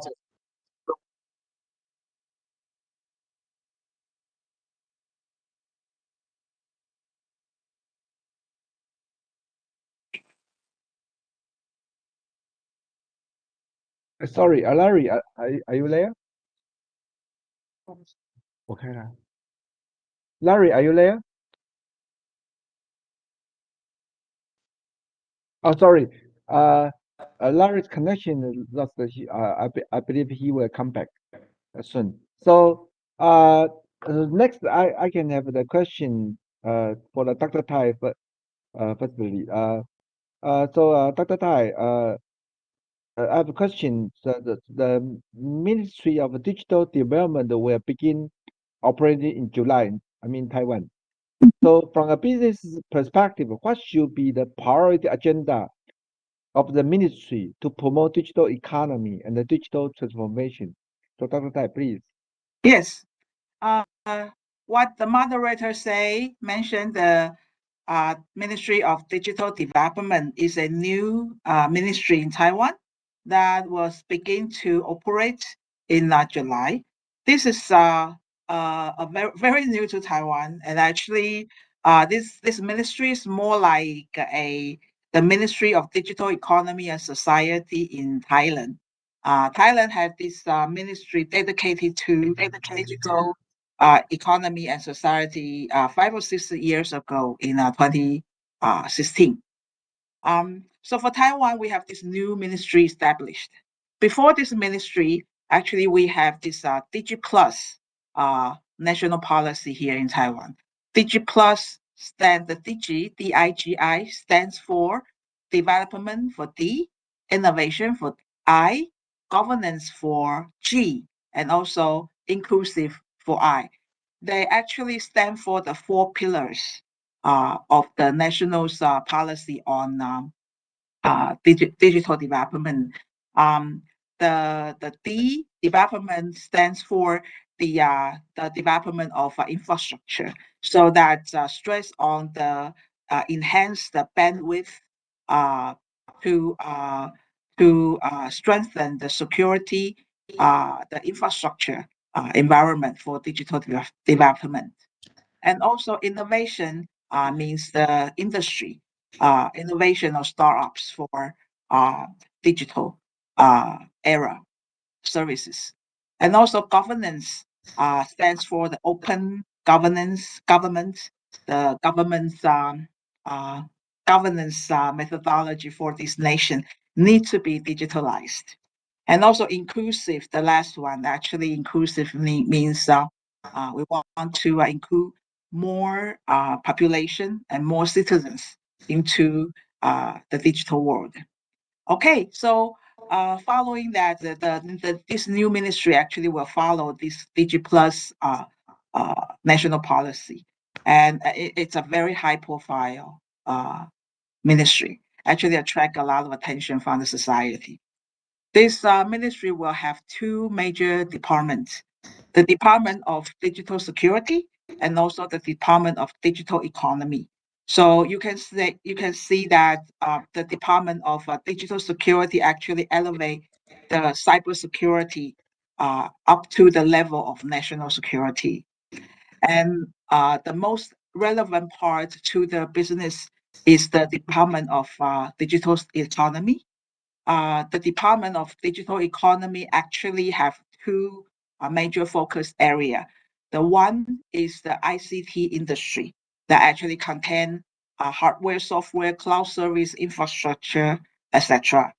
And also the second focal area is the digital service industry. The digital service industry will have key areas, covering key areas like retail service, that is the e-commerce we talk about, and also online entertainment, online education, content development, online game, online fintech. So the department's major duty is to foster industry innovation and startups, and to enhance the scale of service, and to globalize the service, and also particularly cultivate the business capability in the business model of platform economies. That is a brief introduction to this new ministry that we are all very long for. Okay. Okay, Dr. Tai, thank you for your great answers. I have another question regarding Taiwan's new southbound policy. The new southbound policy, we call NSP, has entered into its 6th year and will launch the version 2.0, reportedly to focus on digital economy. Do we have any advice on how the NSP can synergize with the development of the digital economy in Southeast Asia? Thank you. Sure. I think that the audience all know in Taiwan, you must know the new southbound policy, NSP. We've been doing this policy for like 4 years already. And then SEA is actually one of the most attractive and fast-growing digital market around the world. You see the presentation from Thailand and also Vietnam already. They are the e-commerce and also other digital services are fast growing. So according to the research of Facebook, COVID-19 actually accelerated the digital adoption of SEA's 600 million populations. And according to their research, 85 of these 600 million of population already now are digital consumers. And the total e-commerce gross merchandise value actually doubled in 2020. And in SEA, that GMV actually reached 254 billion USD, doubled in last year. And actually, 38% of all the digital consumers in SEA actually have e-wallets or online payment. Taiwan already has a very close economic link with SEA countries. In the past, our manufacturers bring our factories and also manufacturing skills there to build a lot of industry park there. So we also have very close psychological and cultural link. So that's why our lifestyle and also our society structure, a lot of cultural elements are very similar. So that is the advantage for Taiwan's business to understand consumers in SEA countries. And also this new developed digital market for SEA for Taiwan, the business implication is that like we do in the past years of manufacturers, then our Taiwan's digital service platforms like PC Home, they established their Thai website there. Our startups, our digital service providers, we can now bring our engineers, our skills, and also our data experts to leverage the market size of SEA. And jointly, we can add our Taiwan skills and engineers with the digital market size with SEA. Combined together, I think that we can attract more international capital to invest this kind of new opportunities and business there. Okay, Dr. Tai, thank you so much. And Thank you. Larry, welcome back. Do you want to finish answers for the question? Thank you. Yes. First of all, I'm sorry for my connection for that. Okay, so I will continue again back to the questions that the difference between the local and imported commodities. So first of all, there are a lot of reseller in Vietnam. We also have the manufacturer, but because of COVID, when the growth of the e-commerce, many people start to sell online from home. So a lot of reseller, so they have a lot of choice to import the stuff from the overseas, for example, China. So depends on the categories, many categories, like example, fashions or general merchandise. The stuff from the foreigners usually more various and have the cheaper price.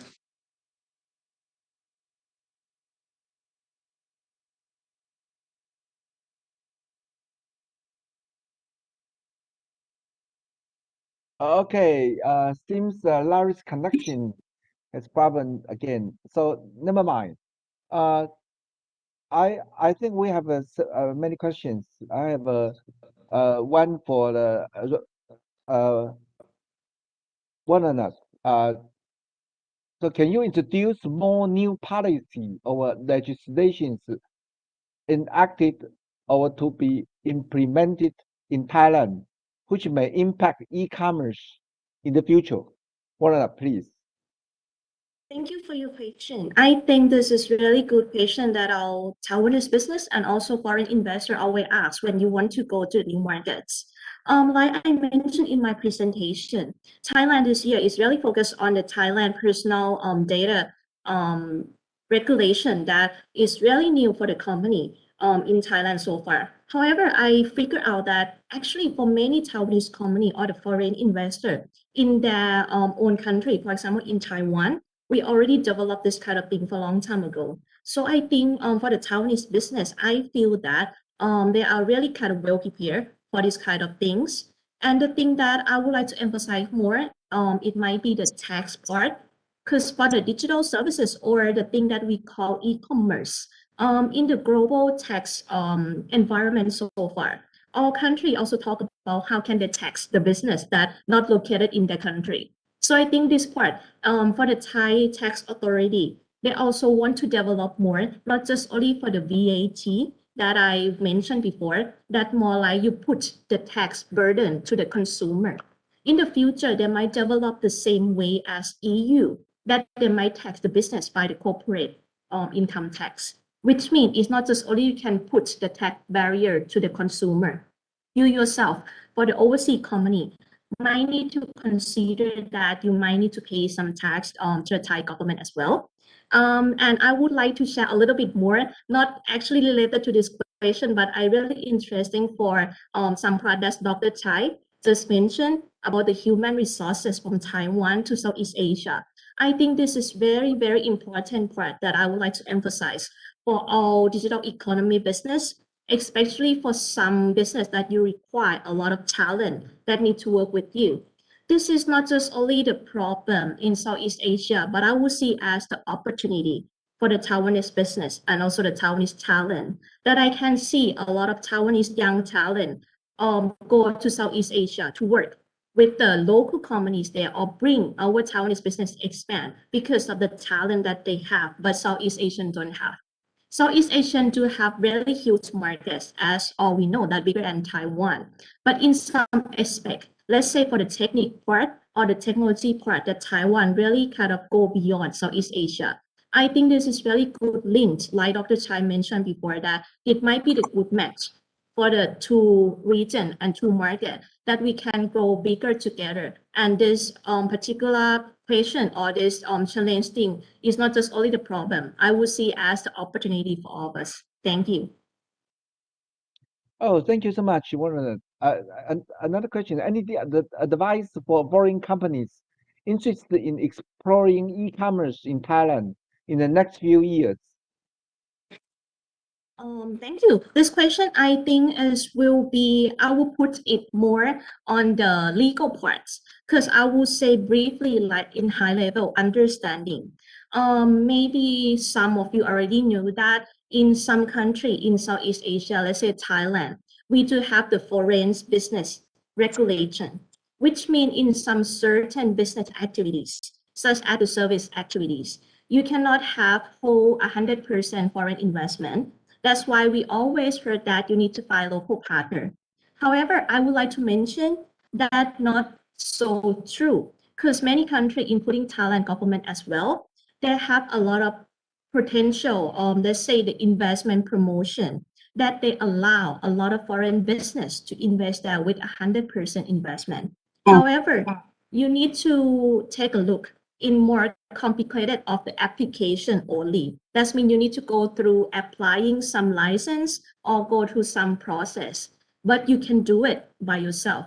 That's what I always talk with my client, that you don't need to really kind of go more like in legal way, because in long-term perspective, I don't think it's really kind of good for the long run. At the start, if you do things right, it will be effective for your long-term achievement as well. And in some country that they might require some legal document, let's say the contracts that you have in the local language. I found out that many companies, they don't aware about that.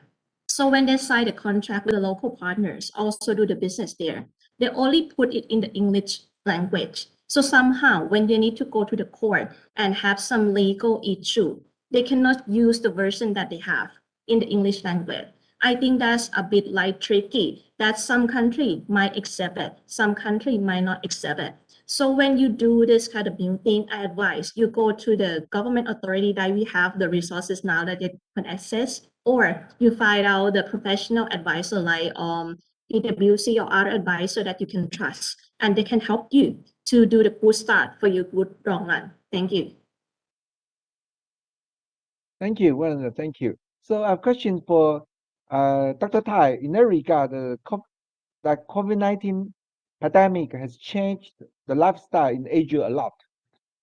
According to this, will there be some new opportunities in e-commerce for Taiwanese companies in Southeast Asia. Dr. Tai, please.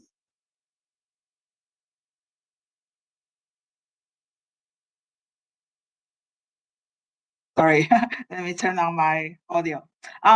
When you talk about COVID-19 and its business opportunity, there's a lot. For example, like in the past 2 years, the PC Home Thai, our Taiwanese e-commerce platform in Thailand, actually sells like nearly 30 times of the facial mask there. So they actually bring facial masks from Taiwan to Thailand. And actually, the sales revenue just reached record high there. So COVID-19 actually bring a lot of e-commerce opportunities in South SEA countries. Like we see the medical devices, the facial mask, the food, and also fresh food services, all kinds of them. So we also see another very interesting part is that we have platforms or merchandisers actually sell cosmetics and also fashion there in Vietnam, also in Thailand. They actually experience a very big adjustment of the assortment they have. For example, like in cosmetics, people don't buy lipstick anymore because you wear a mask all the time. So instead, consumers want to highlight their eyes. So you see eyeshadows or eyebrows pens, not so much about lipsticks. So the merchandiser need to adjust their assortment. And also for the fashion, people don't buy suits or business attires anymore. They buy pajamas. So that's why because we all work from home anyway. So that's what I see in business opportunities during COVID-19 in SEA. And also when Miss Tema Siri, I think there must be people call you Miss Siri actually. That's a very, very good name. Absolutely correct. I am Siri. You can call me like that. Yeah. Miss Siri talk about restrictions or regulations of e-commerce business in Thailand. Actually, yes, Thailand has a national policy on investment incentive plans. Their BOI, Board of Investment, actually have a lot of plans that actually especially open to 100% foreign company. That you don't have to find local partners. There, if your company, your business is categorized as the area of digital economy or creative economy. Creative economy is another big national policy development there in Thailand. So we have Taiwanese e-commerce platform like Pinkoi. Actually, Pinkoi is eligible both as a digital economy, also a creative economy. So they actually established a wholly owned, 100% foreign owned subsidiary there. So yes, if you have a Taiwanese business who want to consult on the Thailand or other SEA countries regulations, you can find CDRI here. We actually help our business to establish their license or their business entity there in e-commerce. Okay. So, Dr. Tai, thank you. So this question, I think, is related. There's one question asked: how can Taiwan, like e-commerce platform, like a PC Home, develop a strategy to cooperate with the Thailand or Vietnam platform? Yes. Please, actually, PC Home actually, PC Home Thai is PC Home's subsidiary in Thailand. So in Taiwan, the mother company called headquarters called PC Home. PC Home actually have different kind of entry strategy in different countries. Like in Thailand, they choose to establish their own subsidiary and own e-commerce business there called PC Home Thai.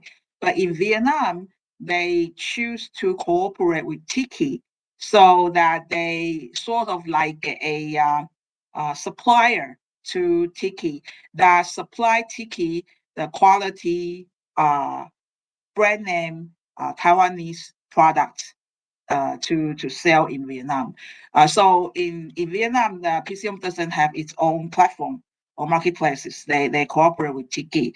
I believe they also cooperate in Indonesia with Blibli, and also in let's say in Singapore with Q10, and also in Malaysia with I always forget the name. But anyway, they have different kind of entry strategy for different country. They consider this kind of strategy because they consider market status of all different countries. Like in Thailand, platform is doable there because there are less. There is a big market there, but with less competition there. But like in Indonesia, the local king is too strong. So in Indonesia and also in Vietnam, they choose to cooperate with the local platform there. Right? Thank you, Dr. Tai. I think Larry is back now, right? Larry. Hello, Mr. James. Do you hear me? Yes. Do you have something you want to say? Yeah, for the last question, I also write a answer on the YouTube live stream already. So I think we can move to next questions. Okay. So I think we still have several questions. I have a suggestion. How about we each panelist make a brief conclusion, and then we can end up the program. So you can see in the chat box the questions. So we can. May I have one to make the first brief conclusion? Warren, please. Okay. Yes. So the main point related to the foreign and the local. First one, the amount of reseller in Vietnam is very high. The second one, sorry, you hear me? Yeah. Sorry, Larry. I think the remaining time, because we don't have too much time now. We still have several questions. I make a suggestion. How about we have each panelist to make a brief conclusion for each, and then we can end up the program today. How do you think of it? Okay. So you mean the conclusion of our presentation? Yeah, so we make a brief ending of each panelist. So may I have a suggest one to make the first brief conclusion about 3 to 5 minutes? Okay. Okay. So Warren, please. Okay. So Warren, please. Sorry, Rally, maybe I'll be the first speaker first, and then maybe it's your turn. Then before I finish our presentation today, I would like to say a little bit more thing that actually I also have the nickname, because I think you all know that Thais, we have really long name. So my nickname is New and EW, just in case in the future we meet each other, you can call me as New, or Siri is also the new nickname that I would love to use in the future also. I think today our web seminar is very, very interesting point, and all the thing that Rally and also Dr. Chai say to me is also really the thing that I can share a lot of this topic and also the idea. So all companies that PwC serve in Southeast Asia and also India as well. And I view that this particular point, digital economy, is not just only we focus on e-commerce.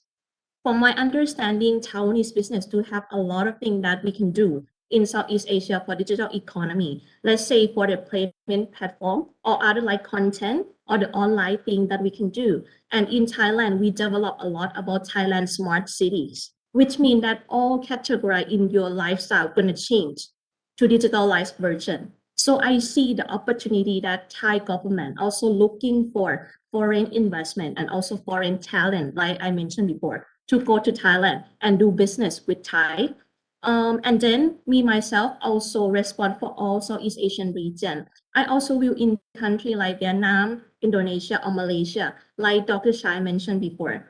They're also familiar with the Taiwanese business. So the culture and the thing that you can link up with the local market there, I think is the advantages for our Taiwanese business as well. Last but not least, I think the thing that I would like to emphasize more that for the new thing that you can go through, you need to consider for the risks and also the benefit that you can get. And if you need more resources and information, I think our web seminar for 2 days, we have a lot of speakers and also the resources from all parties that you can access. And perhaps you can drop your question and maybe future, we can have the more focus on each country. If you really want to know more, let's say the tax law and other things. So this is all my presentation and our sharing today. Thank you very much. I give the panel back to James. Thank you. Thank you, Siri. Larry, are you there? Yes, Mr. James. Okay, great. So I think because you lots of connections, I think we still have 2 questions to ask you, and then my suggestion is how about you finish the answer of the 2 questions, then you make a brief conclusion. Okay. Noted that. Okay, so first question, you mentioned that 70% of commodities purchased by e-commerce are imported. Do import tariffs a problem or considerations because consumers may have to pay a higher price of those imported products? Larry, please.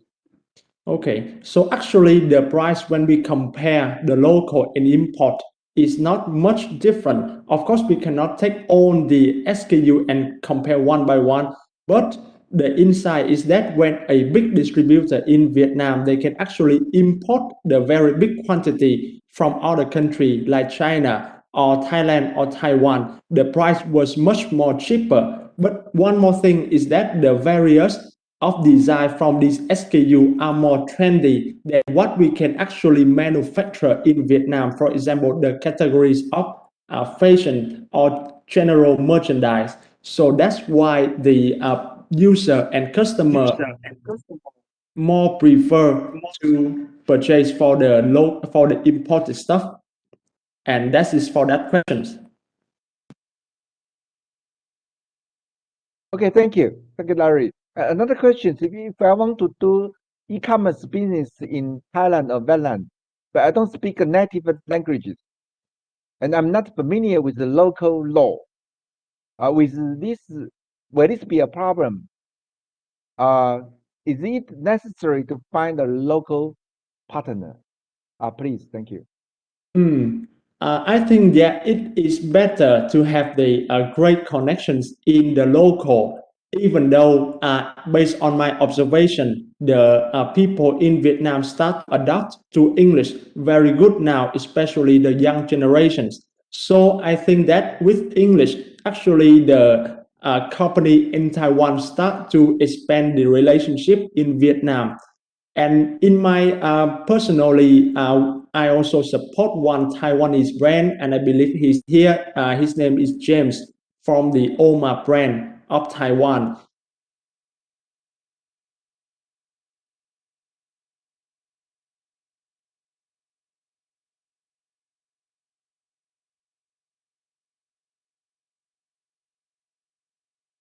Sorry, we lost the Larry again. Never mind. I believe he will come back soon. So, excuse me. So, may I have Dr. Tai to make a brief conclusion? Dr. Tai, please. Okay, no problem. I think that from today's presentation, we see that COVID-19's effect. And also we see that all the countries, including SEA, report that COVID-19 as an accelerator for consumers to go digital. And then I think that COVID-19 will not go away. The virus will live with us. So the trend of digital consumption or digitalization will not go away. It only accelerates more and more. So SEA already is the #1 fast growing digital markets around the world. So I guess that today the consumption for Taiwanese business, we encourage Taiwan business to tap that kind of opportunity there.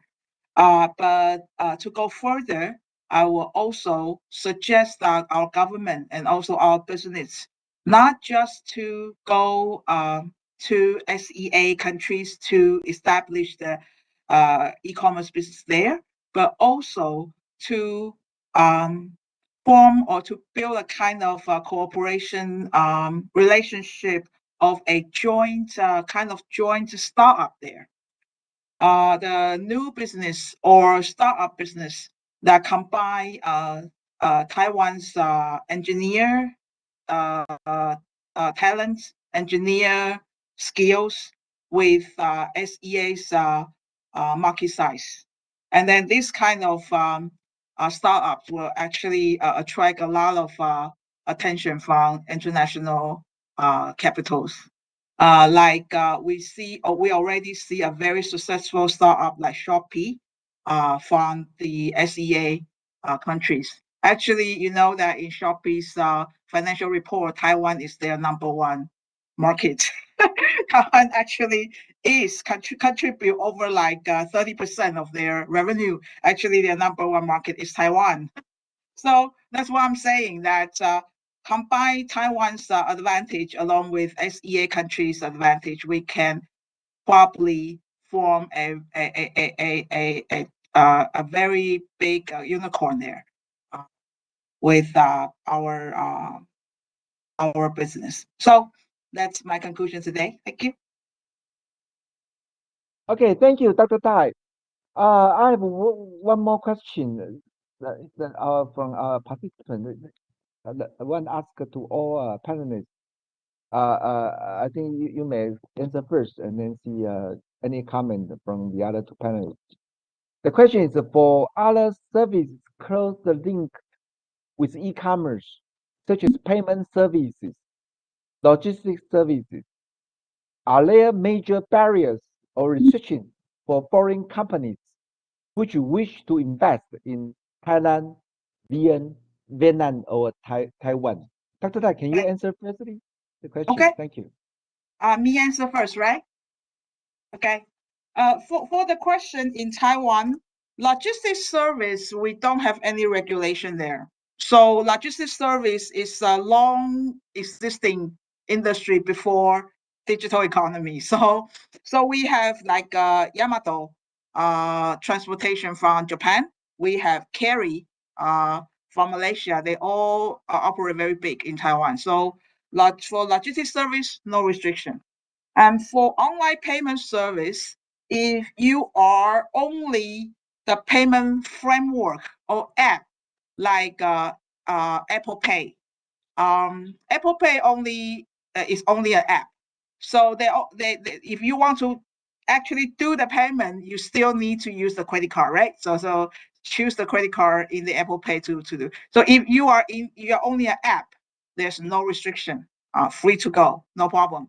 But if you want to do actual banking or transaction fulfillment, for example, like LifePay actually want their Life Bank there as a payment solution embedded in their payment framework, LifePay. So if you are going into the banking business, there will be that banking is actually a regulated industry here in Taiwan. So you need license to do that, and the license is very difficult.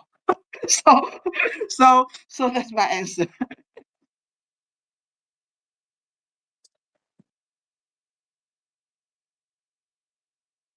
Okay, thank you.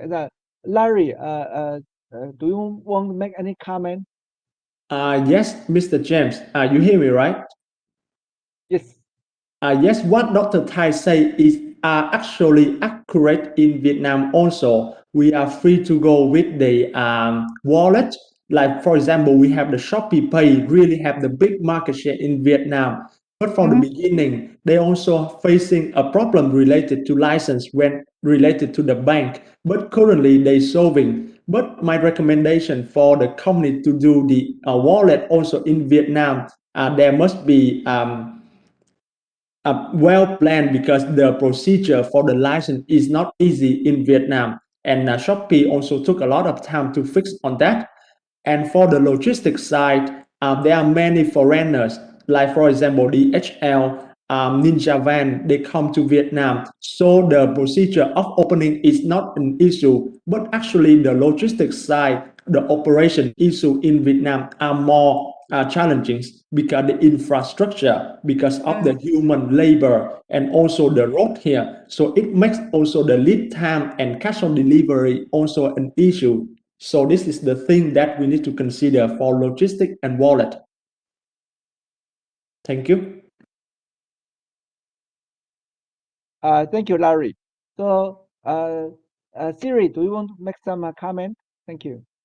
Yeah, thank you very much. Sometimes I'm a bit nervous to talk after Dr. Chai and Rally, because I might have that informative answer, same as the two speaker. Okay, but however, I can share a lot of thing about Thailand, because I think it's really kind of different from Taiwan and Vietnam. Because in Thailand, no matter what, in Southeast, in logistics and also in service, we all have Foreign Investment Act, which means it's a restricted business for the foreign investment. However, like I mentioned before, Thailand is really trying to open up a lot with this part. That's why Thailand, the authority that we mentioned before, BOI, which also work with us a lot, they also give many incentives, including allow foreign investor to invest in these sectors recently. So I would not think it's a really big barrier for this particular topic. However, like Dr. Chai mentioned before, in some activities, that you fall into the banking activities, you have to look at what is you really do regarding to the banking activity or the transactions. For example, you do the online payment, or you do like a bank, or you just provide any services, anything that fall out into the banking industry. Of course, you need to require the special license, which is same as Taiwan. It will be very hard to get one. But I see that it's not really restricted for all of this, because the details of the service for this part is really informative. So when we talk with this part with the authority, they will analyze and ask what you really do in Thailand. And they might not ask you to get some license, or they will ask. I think this will be the further discussion on case by case analysis, not really like overall picture that we can say yes or no. Thank you. Okay, thank you, Siri. Due to the time concern, I think we should come to an end now. I really thank you all for your participation, especially our three panelists, the organizer, CSI, CIER, and then the Ministry of Economic Affairs and the Ministry of Foreign Affairs, and also our co-sponsor, Asia Pacific Service Coalition. I sincerely appreciate your precious time, your attention, and your efforts to this two-day webinar, exchanging valuable information about the development and the trend of digital transformation and e-commerce in Southeast Asia and Taiwan. Definitely, we can learn a lot from this great event. Ladies and gentlemen, thank you again, and I wish you all the best. And let me turn back to Joseph. Thank you. Thank you, Vice Chairman James Liu, for moderating our webinar, and many thanks to our speakers for your wonderful presentation and discussion.